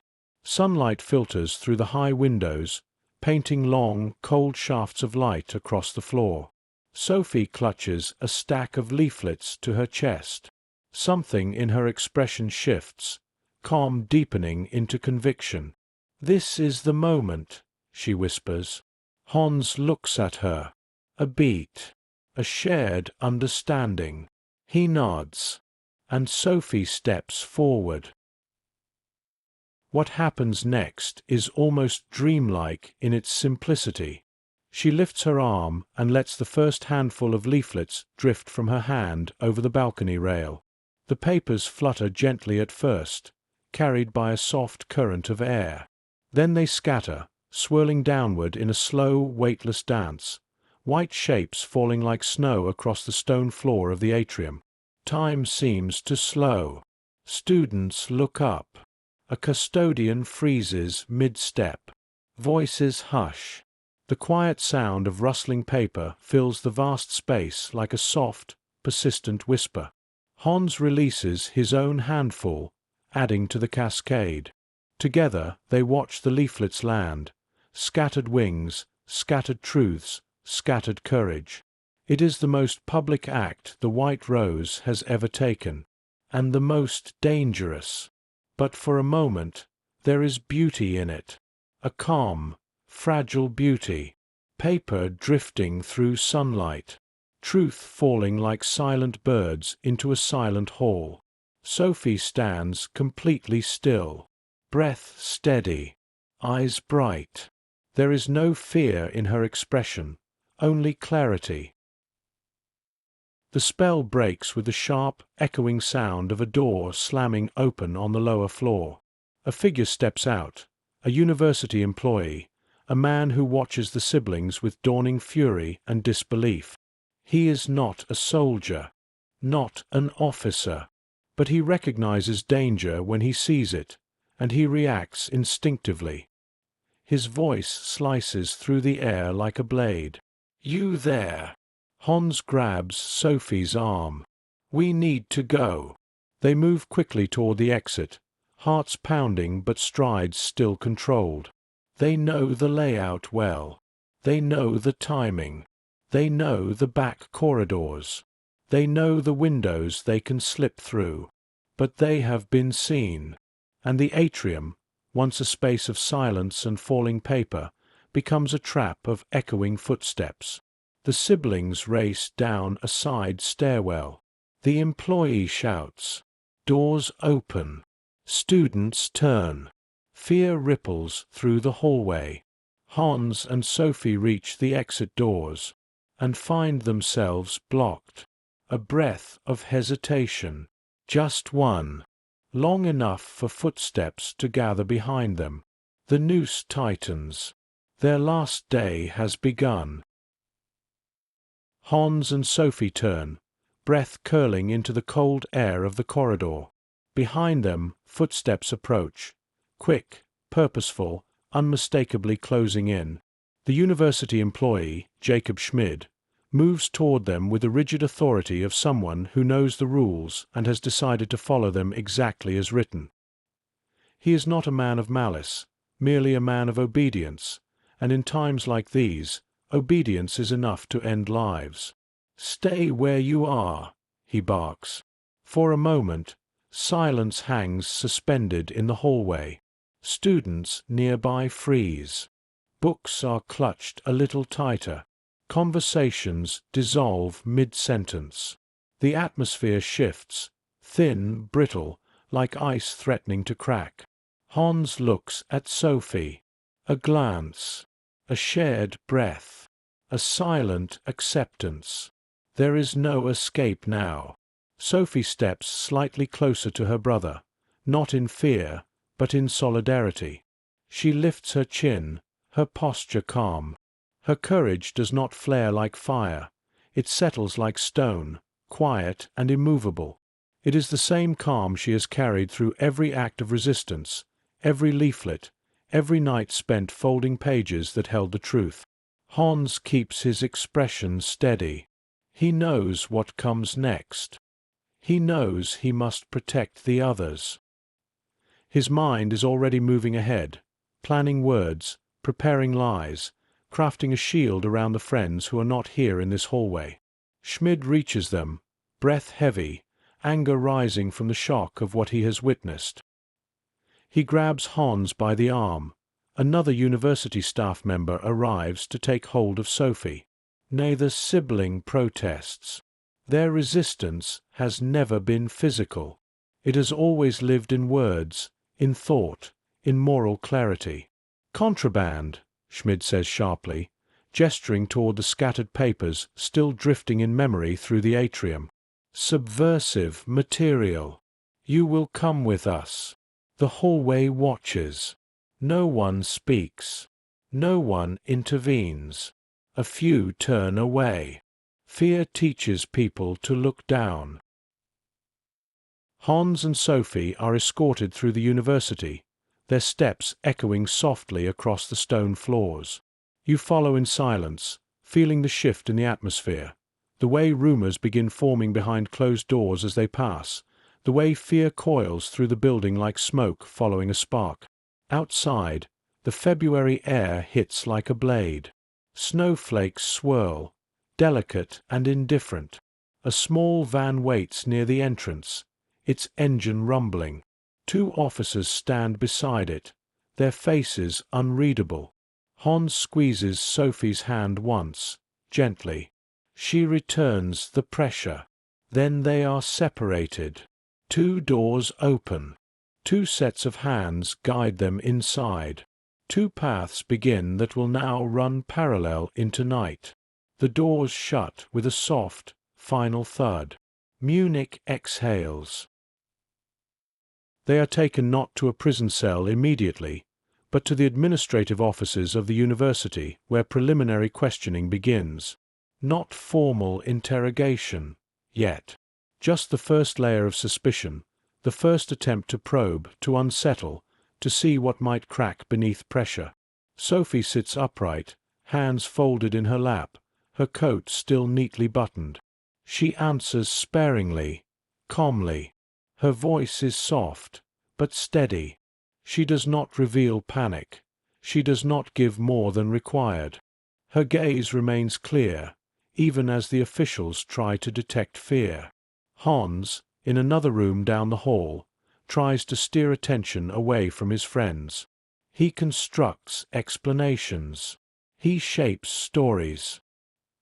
He claims responsibility in ways that point only toward himself and Sophie, hoping to protect the others.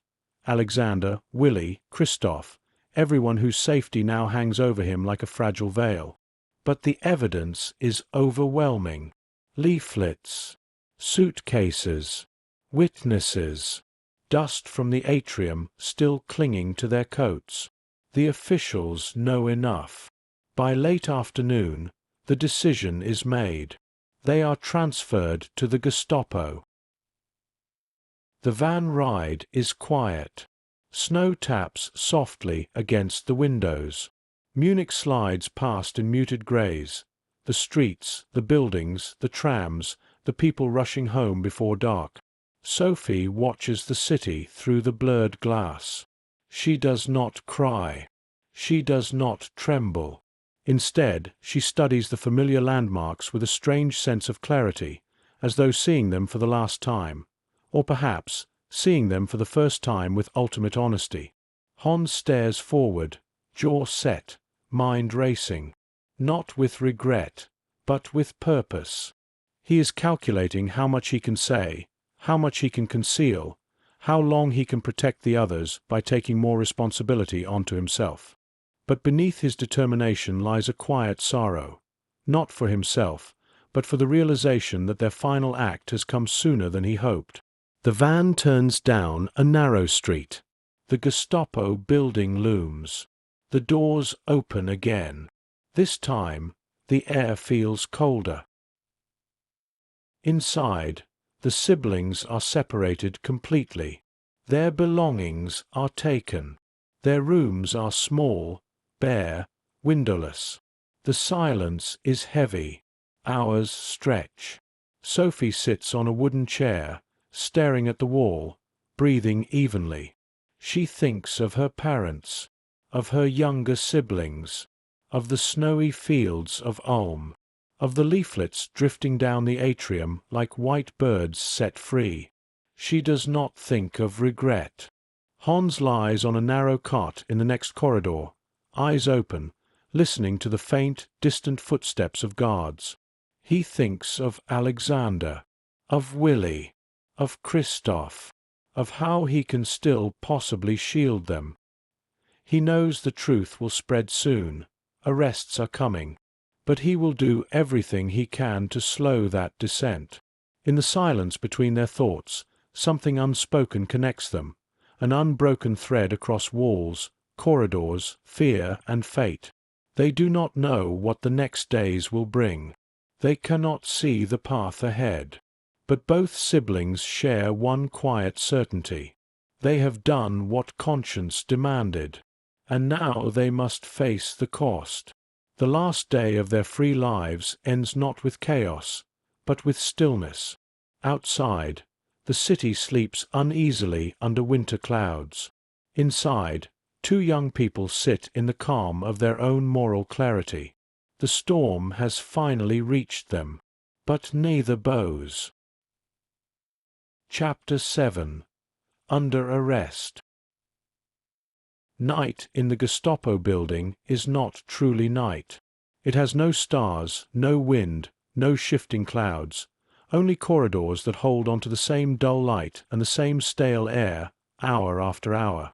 Time doesn't move here the way it does outside. It loops quietly around the same sounds. Footsteps, doors closing, faint murmurs behind walls that never fully sleep. You are there, in the silence between those sounds, as Sophie sits alone on a hard wooden chair in a small, bare room. The air is cool and dry. The walls are empty. There is no clock, but she can feel the passing of hours in the stiffness of her muscles, the slowing rhythm of her breath. She folds her hands in her lap, fingers intertwined, as if in prayer. She is not praying for rescue. She is not praying for miracles. If anything, she is praying for courage, for the strength to remain herself in a place designed to unmake people. Occasionally, the door opens. An officer steps in, asks a simple question, name, address, associations, then leaves again. These are not interrogations yet, only the gathering of basic facts.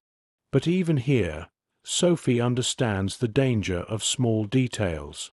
A wrong name, a careless mention, a slight hesitation, any of these can unravel a fragile web of protection around the others. So she speaks carefully, honestly, but not completely, measured, but not cowering. Her voice remains soft. Her eyes remain steady. Down another corridor, Hans waits in a similar room. He sits on a narrow bench, elbows on his knees, hands clasped loosely in front of him. The earlier adrenaline has drained from his body, leaving a quieter tension behind. He has had time now to reflect, not in regret, but in clarity. He thinks of the atrium, of leaflets falling like snow, of Sophie's face turned upward, watching them drift. He knows that moment cannot be taken back. He would not take it back even if he could. A guard passes the doorway, glances inside, then moves on. The building hums with low, distant activity, officers walking, papers being shuffled, voices murmuring behind closed doors. Hans listens to these sounds with an odd sense of detachment. He has always been alert, responsive. Now he feels himself entering a different kind of awareness, one that accepts the inevitability of what lies ahead. He thinks of their friends, of Alexander's calm eyes, of Willie's quiet determination, of Christoph's gentle presence at the edge of the movement. He knows they will be in danger now, no matter what he says, but he can still try to shape that danger, to absorb as much of it as possible.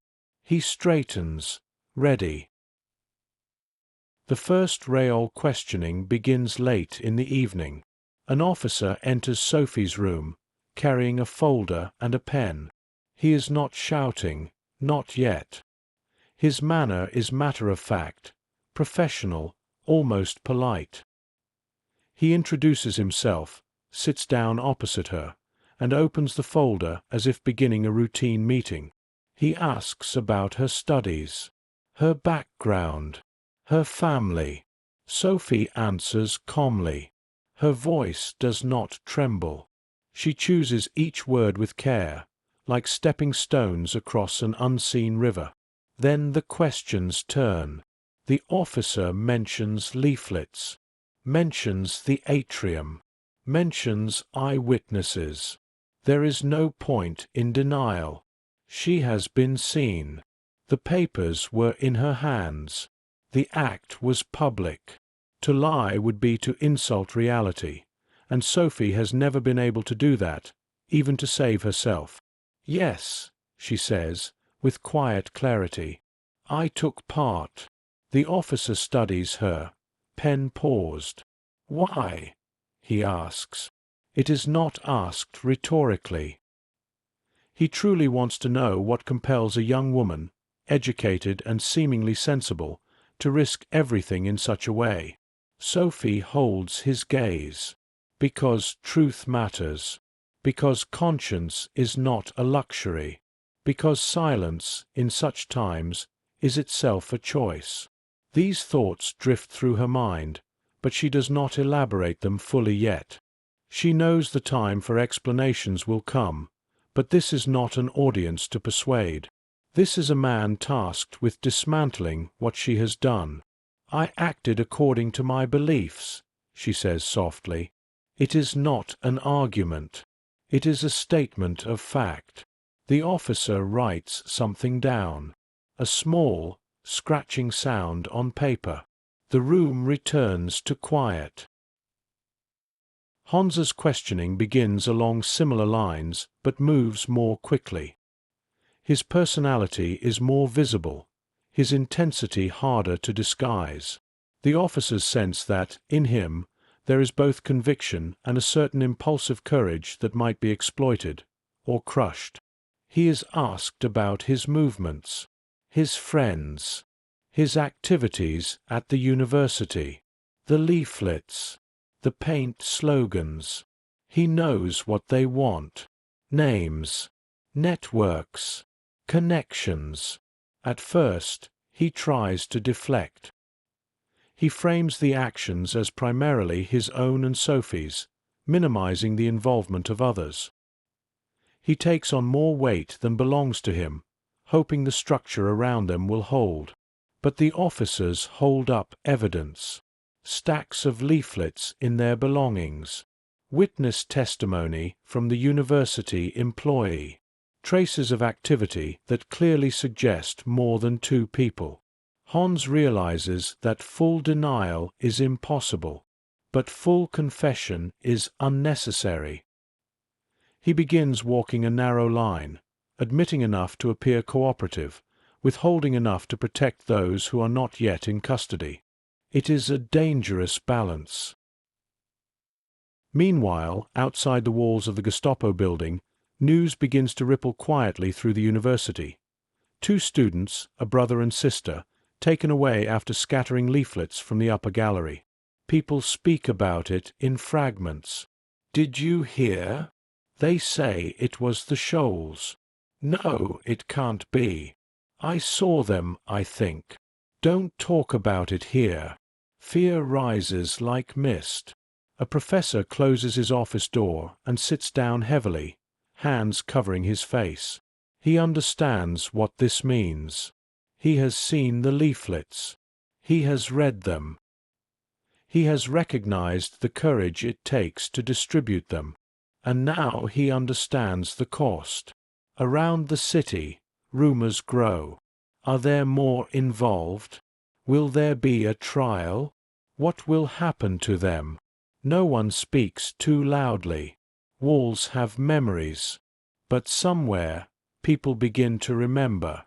Courage exists. Back in the Gestapo building, night deepens. The questioning pauses, then resumes, then pauses again. The officers understand the psychological weight of repetition and fatigue. But Sophie and Hans, strengthened by conviction, do not collapse into desperation as easily as expected. Sophie, when left alone, returns to an inner stillness. She recites poetry silently, scripture, lines from philosophy, words that have nourished her for years. They become a kind of inner scaffolding that holds her upright. Hans thinks of his younger siblings, of their parents, of the conversations at the family table in Ulm. He draws strength from those memories, from the knowledge that he is not betraying his upbringing by being here, but fulfilling its deepest values. They are under arrest, but not undone. The night settles over Munich. The city sleeps. The cells do not. Somewhere, footsteps approach again. The next phase is about to begin. Morning returns slowly in the Gestapo building, not with sunlight, for the windows are too small and too high, but with a subtle change in footsteps, a sharper tone in the voices of guards, and the arrival of new faces in uniform. For Sophie and Hans, the night has been long, but their minds remain clear. Interrogation deepens. This is no longer about basic facts. This is about breaking the structure of the white rose, about finding the network, about silencing every voice connected to them. The officers separate the siblings, not only physically but through rhythm, questioning one, then abruptly switching, leaving one waiting for hours, then returning suddenly, shifting strategies to unsettle, to disorient. These are standard tactics, designed to pry loose contradictions and crush resolve. But the siblings do not crumble easily. Sophie is taken into a new room, larger, colder, the light more stark. A senior interrogator sits across from her. He is not unkind in appearance, but his manner holds a clinical precision. He has read the leaflets. He has studied the photos. He knows what she and Hans have done. He begins gently. Fräulein Scholl, you are a bright student, intelligent, well-raised. Why risk your future for something like this? Sophie meets his gaze with calm, almost serene steadiness. She answers honestly but without flourish. Because I believe in what we wrote. The interrogator leans forward. You believe Germany should lose the war? She pauses. The question is a trap. Her response is careful, exact. I believe that what is happening must be stopped. He watches her closely. He senses no fear. This unsettles him. He shifts tactics, presses about other students, tries to elicit names. Sophie remains vague, describing the act as one done primarily by her and Hans, a small gesture, not part of a larger group. He tries a sharper angle. What of your friends? Those close to your brother? Who typed the drafts? Sophie remains calm. Her hands do not tremble. She shakes her head gently. It was me, she lies softly. The interrogator pauses. She does not fit the profile of a leader, and yet she is claiming responsibility with an unusual grace. He does not believe her entirely, but he cannot read her fully either. She has become a quiet wall. Hans's interrogation is harsher. He is questioned more aggressively, voices rising, fists striking the table, accusations thrown like sharp stones. They confront him with evidence. The leaflets found in his coat, eyewitness testimony, similarities in typewriter patterns from earlier mailings. Hans remains composed, though the strain shows in his tightened jaw and the slight tremor in his fingers. He tries to claim sole responsibility, insisting that Sophie acted only on impulse, that she is being swept along by his influence. The officers are not convinced. They begin circling around the names of his closest friends. Alexander, Willie, Christoph. How many of you are there? Who helped? Hans shakes his head. I wrote most of it myself. A lie, but a protective one. What about the slogans painted around the city? I did it, Hans says. Another lie, but a necessary one. The interrogators exchange glances. He is shielding people.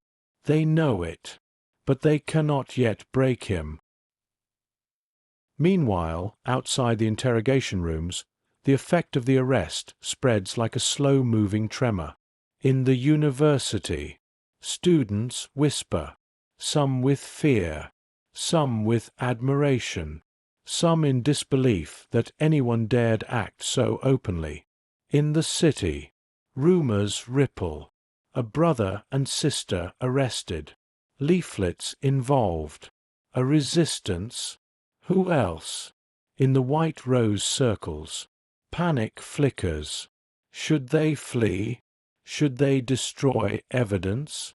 Should they hide? Alexander and Willie, shaken but determined, begin planning next steps. They know they are in danger. They know the Gestapo will not stop with the Scholls. They know time is collapsing around them like a closing cage. But they hesitate, torn between self-preservation and loyalty. Christoph Probst, however, is in even greater danger. A draft of one of his writings is found in Hans's coat pocket, a terrible mistake Hans made in the chaos of the moment. This alone is enough to lead the Gestapo to him. Before the day ends, he too is arrested. Back in the interrogation rooms, the tone shifts. Now the officers confront Sophie with Christoph's name, with Alexander's, with Willie's. They try to corner her, to show that they already know more than she thinks.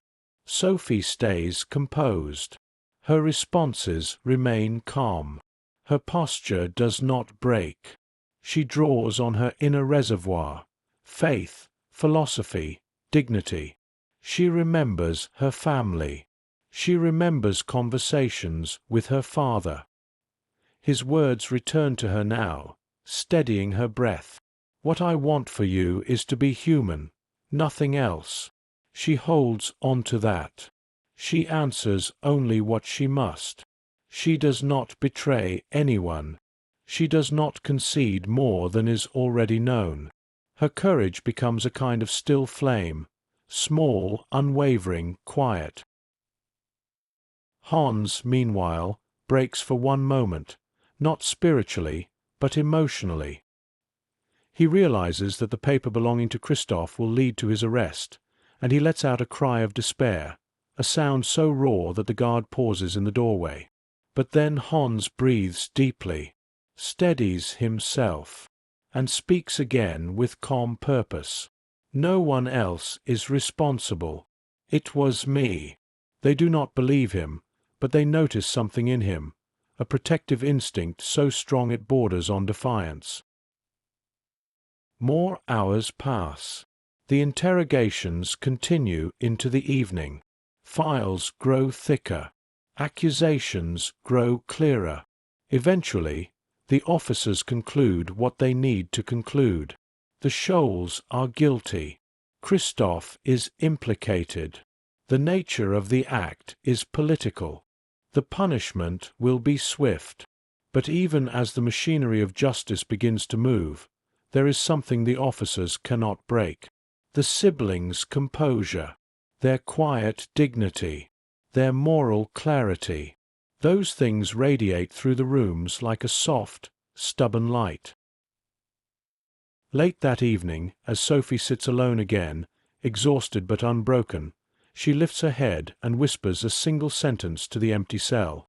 Such a beautiful, sunny day, and I have to go. Her voice does not tremble. It is not despairing. It is simply true. The path ahead is narrowing.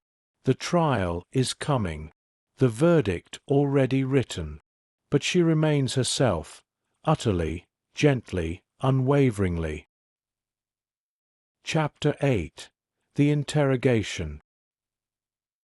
Morning returns to the Gestapo building not with light, but with a feeling, an almost physical shift in the air that tells everyone inside that new tactics will begin today.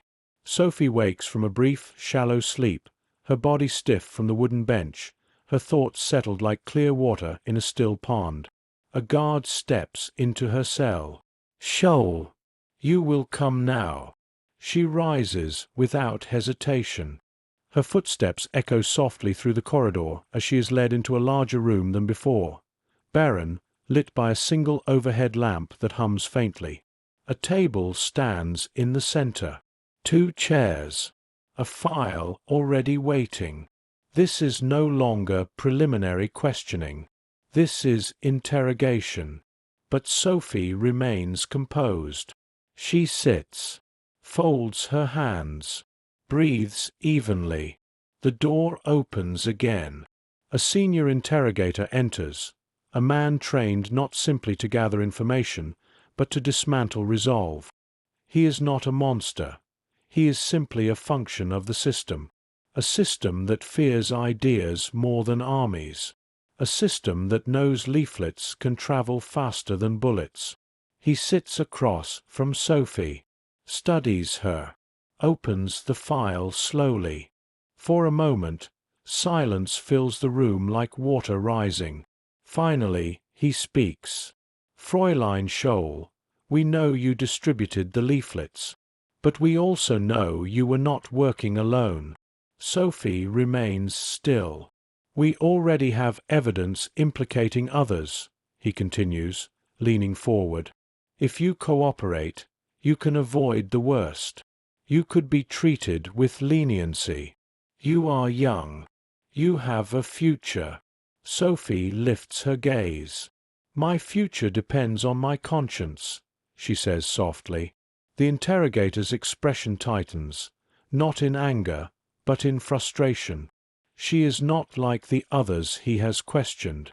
She is not frightened into compliance. She is not confused. She understands exactly what is happening and refuses to let it unmake her. He tries a different angle. "Your brother has already admitted to involvement." She nods gently. "He is honest." "But he also implicated you," the interrogator says. Sophie smiles, not defiantly, but as someone hearing something obvious. "I was there. I acted." Her calm disarms him, confuses him, humanizes the room in a way he did not expect. Interrogations are designed to wear down the spirit, to create tension between truth and confession. They depend on anxiety, on fear, on desperation. But Sophie does not behave like someone trying to escape her fate. She answers with clarity, pauses with patience, watches with soft, unwavering eyes. She is unervingly peaceful. Down the hall, Hans is being questioned again. His interrogator is louder, more aggressive, his fists occasionally striking the table for effect. But Hans has always lived with a kind of moral intensity, and now it becomes his shield. He tries to claim more responsibility than is his. He takes on blame that belongs to others. He attempts to drag all attention toward himself, so the noose tightens only around his neck. But the interrogators have Christoph's draft. They have testimonies. They have clues tying in Alexander and Willie. Hans knows the web is coming apart. For one moment, just one, his composure fractures. A cry escapes. A soft, human sound of despair. But he steadies himself quickly, breathing deeply. He remembers Sophie. He remembers the leaflets drifting from the balcony. He remembers why they did all this. The interrogator watches him closely. "You can still save your sister," he says, voice low. Hans closes his eyes. A pause. A long breath. She stands with me, he whispers. The interrogator frowns. This was not the response he hoped for. By midday, Sophie is moved to a second room. The door shuts behind her with a soft click that sounds louder than any shout. Her interrogator places a thick stack of papers on the table, the leaflets. "All of these," he says, tapping the stack. "Did you write them?" Sophie knows this is a crucial question. If she claims to be the author, she risks a heavier sentence. If she denies involvement, she weakens her credibility. If she names others, she betrays those she loves. She chooses the narrow path. "I participated," she says. "I helped type them. I helped distribute them. I approved of their content." "But did you write them?" he insists. Sophie's expression stays calm. "I share responsibility." The interrogator studies her. She is impossible to corner. She neither lies nor confesses fully. She neither collapses nor provokes. She walks the line with a grace that confounds him. He shifts tactics again. "Why did you do it? What compelled you to take such risks?" Her answer is quiet, almost gentle. "Because I am convinced that many others believe as we do, but dare not speak." A stillness fills the room. The interrogator stares at her, seeing not just a prisoner, but a mind he cannot break. He changes tone, trying to intimidate her with the prospect of severe punishment. Words like treason, trial, sentence are spoken with calibrated weight. Sophie listens, absorbs the implications, and then says, in the calmest voice he has heard from any prisoner, "Someone had to begin." The interrogator leans back in his chair. This is not a young woman losing her way. This is a young woman who has found it. By late afternoon, Hans and Sophie cross paths for a moment in the hallway, just a brief instant as guards lead them in opposite directions. They cannot speak. They cannot touch. But they look into each other's eyes. A look filled with, "I am here. Do not fear. We did what we had to. We stand together." That single silent exchange holds the strength of 1,000 words. Then they are separated again. Evening approaches. The light fades. The building grows colder. Interrogations continue. Sophie is questioned late into the night. Her answers remain calm. Her resolve does not falter. Hans is questioned with increasing intensity. He protects the others as best he can. He prepares himself for the trial he knows is coming. Christoph, arrested earlier that day, begins his own cycle of questioning. Gentle, thoughtful Christoph, who only ever contributed out of quiet conviction. His fear is palpable, but his dignity remains intact. The Gestapo wants complete confession, complete collapse, complete surrender. They do not get it. What they get instead is something they cannot understand. Courage without rage, dignity without defiance, conviction without violence. 3 young people sitting in cold rooms, quietly refusing to abandon their humanity. Chapter 9. The Trial. The morning of the trial breaks clear and cold over Munich, as if the sky has been scrubbed of every cloud. It is February 22nd, just 4 days after the leaflets fell through the university atrium. The speed of it all is startling, almost unreal. But in a system that fears ideas, speed is part of the punishment. There must be no time for sympathy, no time for doubt, no time for the truth to settle in. You move beside the prison van as it rattles through the streets. Inside, Sophie sits in a corner, hands folded loosely in her lap. She is wearing a simple dress, her hair smoothed back with quiet care. There is a strange lightness in her expression today, not happiness, but a kind of calm that comes when a person fully accepts the path before them. Hans sits opposite her, wrists bound, shoulders squared. His face is pale but steady. There is tension in his jaw, yes, but also something gentler in his eyes when he looks at his sister. Pride, love, and a shared understanding that what comes next is not simply a legal proceeding, but a final stage in the story they chose to live. Between them, in that cramped space, sits Christoph Probst, gentle, tired, and deeply aware of the weight on his shoulders. He thinks of his wife, of his children, of the life he had planned that has been abruptly cut sideways. Yet even in this moment, there is no bitterness in his gaze, only sorrow, and a quiet acceptance that he, too, has been part of something true. No one speaks much. Words feel unnecessary now. Everything has already been said. Everything that mattered has already been written on thin sheets of paper and cast into the air. The van arrives at the courthouse. The building looms, its stone facade hard and impersonal. Inside, justice has been reshaped into something rigid and predetermined. The trial they are about to face is not about truth. It is about affirmation of power, affirmation of control, affirmation that no dissent will be tolerated. But still, they will speak. Inside the courtroom, the air smells of dust, paper, and something sharper. Fear, perhaps, or the metallic tang of anticipation. The benches are sparsely filled. A few officials, a handful of observers, uniformed guards. No crowd. No family.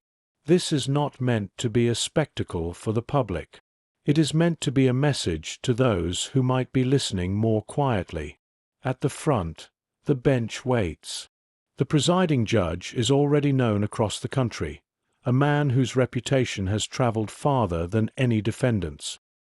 He is known for his outbursts, his cruelty, his theater.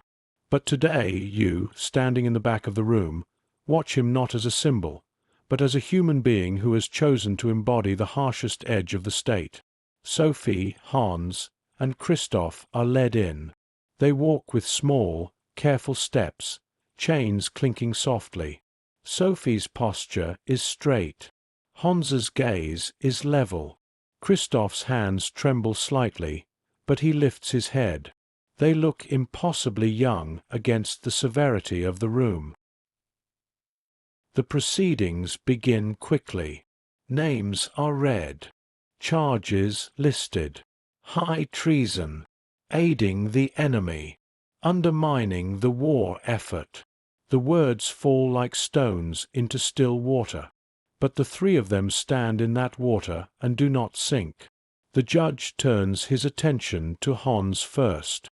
His voice is sharp, laced with contempt. He accuses him of betrayal, of cowardice hidden behind pamphlets, of daring to speak against the state in a time of war. Hans listens, then answers with calm force. He does not retract his beliefs. He does not plead for mercy. He speaks of conscience, of responsibility, of the duty of citizens to oppose injustice. His sentences are measured, his tone clear. He refuses the narrative that obedience is the highest virtue. The judge interrupts, shouts, mocks, attempts to belittle. But Hans continues to speak in the same steady voice, as if he is no longer addressing the man in front of him, but someone beyond the room. History, perhaps, or those who will one day ask how anyone dared to act. You can feel the tension in the courtroom. Some in the room avert their eyes. Others stare, startled by such composure. Even the judge, for all his bluster, seems momentarily unsettled by the unshakable calm of this young man who refuses to crawl. Then it is Sophie's turn. She is called to the front, her chains clinking softly against the floor. She stands before the bench, small and self-contained, eyes clear and unflinching. The judge attempts to humiliate her. He mocks her youth, her gender, her naive idealism. He calls her actions stupid, reckless, un-German. Sophie listens quietly. The room holds its breath. Then, in an even, gentle tone, she responds. She speaks of responsibility, not only to the state, but to humanity. She speaks of a Germany that could be better than this, of a people who must one day answer for what is happening now. She insists that they acted out of love for their country, not hatred, that their leaflets were an attempt to call Germans back to their own dignity. She does not shout. She does not plead. She does not apologize for her convictions.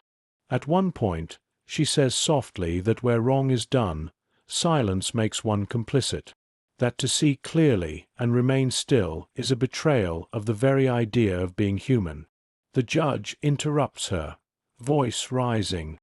He does not want these words in the room, but they are already there. They linger, quiet and stubborn, in the air between them. Christoph is questioned last. He is the most vulnerable, married, with children, drawn into the core group later than the others, his involvement smaller yet still punishable. His voice trembles at first, but then steadies as he, too, speaks about conscience. He admits his part, does not deny his writing, does not try to shift blame. He asks for consideration not for himself, but for his family. The judge shows no sympathy. To the machinery of this court, personal ties do not soften judgment. They simply add another layer of cruelty to the outcome. The questioning continues, circling through the same points. Why the leaflets? Who else was involved? Do they understand what they have done? And each time, in different ways, the three of them answer with variations of the same core truth. Yes, we acted knowingly. We accept responsibility. We will not retract what we believe. By midday, everything that needs to be said has been said. There has been no real deliberation, no genuine weighing of evidence.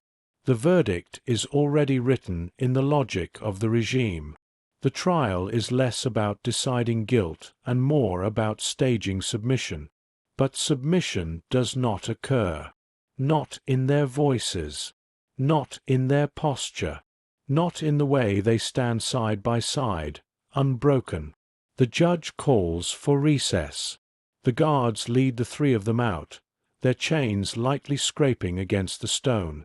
Outside the courtroom, a narrow corridor awaits.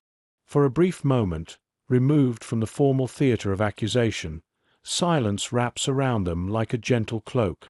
Hans looks at Christoph, then at Sophie. "We will be remembered," he says quietly. Sophie's reply is soft, almost like a breath. "If not today, then someday." Christoph manages a small, tired smile. The moment passes. The guards return. The verdict is ready. When they are brought back into the courtroom, the air has changed. Not dramatically. There is no crowd pressing forward, no eruption of noise, but subtly, like a room in which the temperature has dropped by a few degrees. Everyone present can sense what is coming. The judge resumes his place at the bench, robes settling around him like a dark curtain. He does not draw out the moment. There is no need.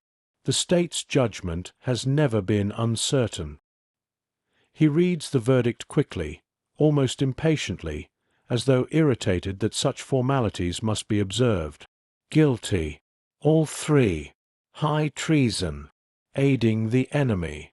Attempting to undermine the war effort. The punishment is announced with the sharp clarity of a blade. Death. Immediate. By guillotine. The words strike the room with a quiet violence. No shouting, no gasps, only a ripple, felt rather than heard. Hans straightens. Christoph lowers his gaze. Sophie closes her eyes briefly, not in fear, but in acceptance. The judge continues speaking, about loyalty, obedience, the necessity of severe punishment in wartime, but his voice recedes into the background. The verdict has already eclipsed everything else. The rest is theatre. When the session concludes, the guards move forward. Hans catches Sophie's hand for just a moment. A small gesture, barely visible, but filled with more meaning than any sentence spoken in the room. Then they are separated again. They are taken back to their holding cells, but something has changed in the atmosphere. The tension of uncertainty has lifted. The path ahead is painfully, brutally clear. Yet, curiously, this clarity brings a kind of peace. For the first time since their arrest, Sophie feels still inside, as though the storm she has carried within her chest has quieted. She does not feel relief, but she feels truth. And truth brings its own calm. In her cell, she sits on the bench and lets her gaze rest on the rough wall opposite her. It is an unremarkable wall, cracked, stained, silent, and yet she looks at it as though she can see beyond it, through it, into something greater than the room itself. A guard passes by and pauses at the door. He looks at her quietly, then says, almost under his breath, "I am ashamed. Such a fine girl." Sophie's expression softens. She does not reply, but something in her eyes conveys a gentle forgiveness, not for the system, but for the individual standing before her, who is caught within its machinery. The guard moves on, shaken by the calm radiating from this young woman condemned to die. In another cell, Christoph sits with his hands clasped tightly. This is the hardest moment for him, not death itself, but the thought of leaving his 3 small children behind. His mind drifts to their faces, their laughter, the ordinary joys of family life. He thinks of the life he had planned, now cut short with cruel speed. But even in his sorrow, there is no bitterness, only a profound tenderness, a longing for a gentler world his children might someday inherit. Hans, in his own cell, stares up at the ceiling. His thoughts move from his friends to his parents, to the snow falling outside, to the leaflets drifting in the atrium. That moment, that act, that simple cascade of paper, that is what he clings to. That light, that truth set free. He feels no regret, only urgency that their message will continue after they are gone. When guards come to escort him to a final meeting with the prison chaplain, he rises calmly, nodding once as though acknowledging a companion, not an executioner. Later, Hans and Sophie are allowed a final moment together, not long, heavily monitored, but real. They sit facing each other, hands clasped through the bars that separate them. Sophie speaks first. "It was worth it," she says softly. Hans nods, eyes shining with unshed tears. "I know. Do not mourn," she whispers. "We did what we believed." Hans swallows hard. "Forgive me for pulling you into this." Sophie smiles, a small, radiant smile that chases shadows from the dim corridor. "You did not pull me," she says. "I walked with you." They hold on to those words. Hold on to each other's hands. Hold on to the knowledge that they acted not for themselves, but for something larger, deeper, more human. A guard clears his throat. Their moment is over. They release their hands. The light between them does not fade. As the afternoon wanes, the mechanical hum of the building grows quieter. Even the guards seem subdued, compelled into a softer rhythm by something they cannot name. Sophie is led down a corridor. Her steps are light, her face serene. She passes a window where sunlight slants across the floor in a thin golden line. She pauses, just for a second, and closes her eyes, letting the warmth touch her cheek. "It is such a beautiful day," she murmurs, "and I must go." Not a complaint, not a lament, just an observation, offered gently to the world. The final preparations are carried out swiftly. There is no ceremony, no delay, no dramatic moment. But in the quietness, the stillness before the end, there is a profound sense of dignity. Sophie walks forward with soft, steady steps. Hans, moments later, with a final cry of conviction. Long live freedom! Christoph with a quiet prayer on his lips. And then, silence. A silence that does not erase them. A silence that carries them forward. A silence that becomes a beginning rather than an end. For the white rose has already scattered its seeds. And those seeds will root far beyond the walls of this room, far beyond this day, far beyond the war itself. Aftermath. The white rose. Night settles over Munich again, though the city does not realize what it has lost. The prison yard has already been swept clean. The corridors stand quiet.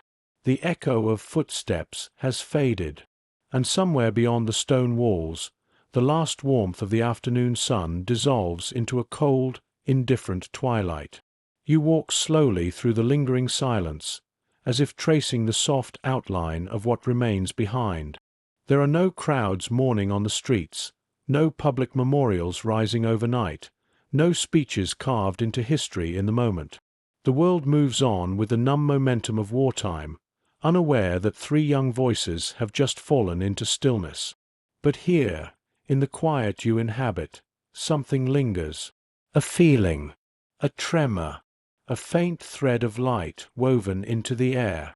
The white rose has been cut down, yet the petals continue drifting. In Munich, leaflets begin circulating quietly once more. Not new ones, but copies of the originals, passed hand to hand, palm to palm, folded into pockets and drawers by people who cannot bear to let them disappear. A professor places a leaflet inside a book in the university library. A student memorizes a passage before burning the paper to ash. A nurse tucks one into her coat. A soldier hides one in his pack as he leaves for the front. No one speaks loudly of the Scholls. Not yet. Not while fear still holds the city by the throat. But their names whisper through doorways and across tram lines like a drifting wind. Sophie, Hans, Christoph. You can almost hear those names being carried gently along the streets, soft as a prayer, fragile as breath. Days pass. Weeks. Winter begins to loosen its grip. And the war continues its descent. Cities far from Munich begin receiving copies of the final leaflet, the 7th. But it is no longer the white rose distributing them. It is the airmen of the Royal Air Force, who drop hundreds of thousands of copies across Germany like a quiet rain of paper and conscience. The words written by a few young students now fall over rooftops, farm fields, riverbanks, and town squares. For a moment, brief, delicate, impossible to measure, the truth glimmers across the country in thin white sheets. Truth falling from the sky. Truth carried on wind. Truth that could not be silenced. You watch those leaflets drift through memory, as if they were still falling now, suspended in slow air, weightless and luminous. Back in Ulm, the Scholl home receives the news with a kind of grief that does not shout. Their father sits at the table and folds his hands together, head bowed. Their mother moves through the rooms with a heaviness in her breath, as though carrying a fragile lantern through a storm she can hardly see through. But beneath that grief lies something steady, the knowledge that their children remained themselves until the final moment, that they chose conscience over silence, that nothing, not fear, not interrogation, not the machinery of the state, managed to bend them. There is pride there, and pain, and a quiet, unbroken strength. In time, it will be seen more clearly. But for now, it rests inside their home like a slow-burning ember. Years pass. The war ends. The world inhales again. And slowly, very slowly, Germany begins to understand. The names that once traveled only in whispers begin to appear in books, in classrooms, in ceremonies, in the hearts of people who did not yet exist when those leaflets first fell from the atrium. Streets are renamed. Schools, squares, statues are carved. Memorials rise like soft markers in the quiet places of the city.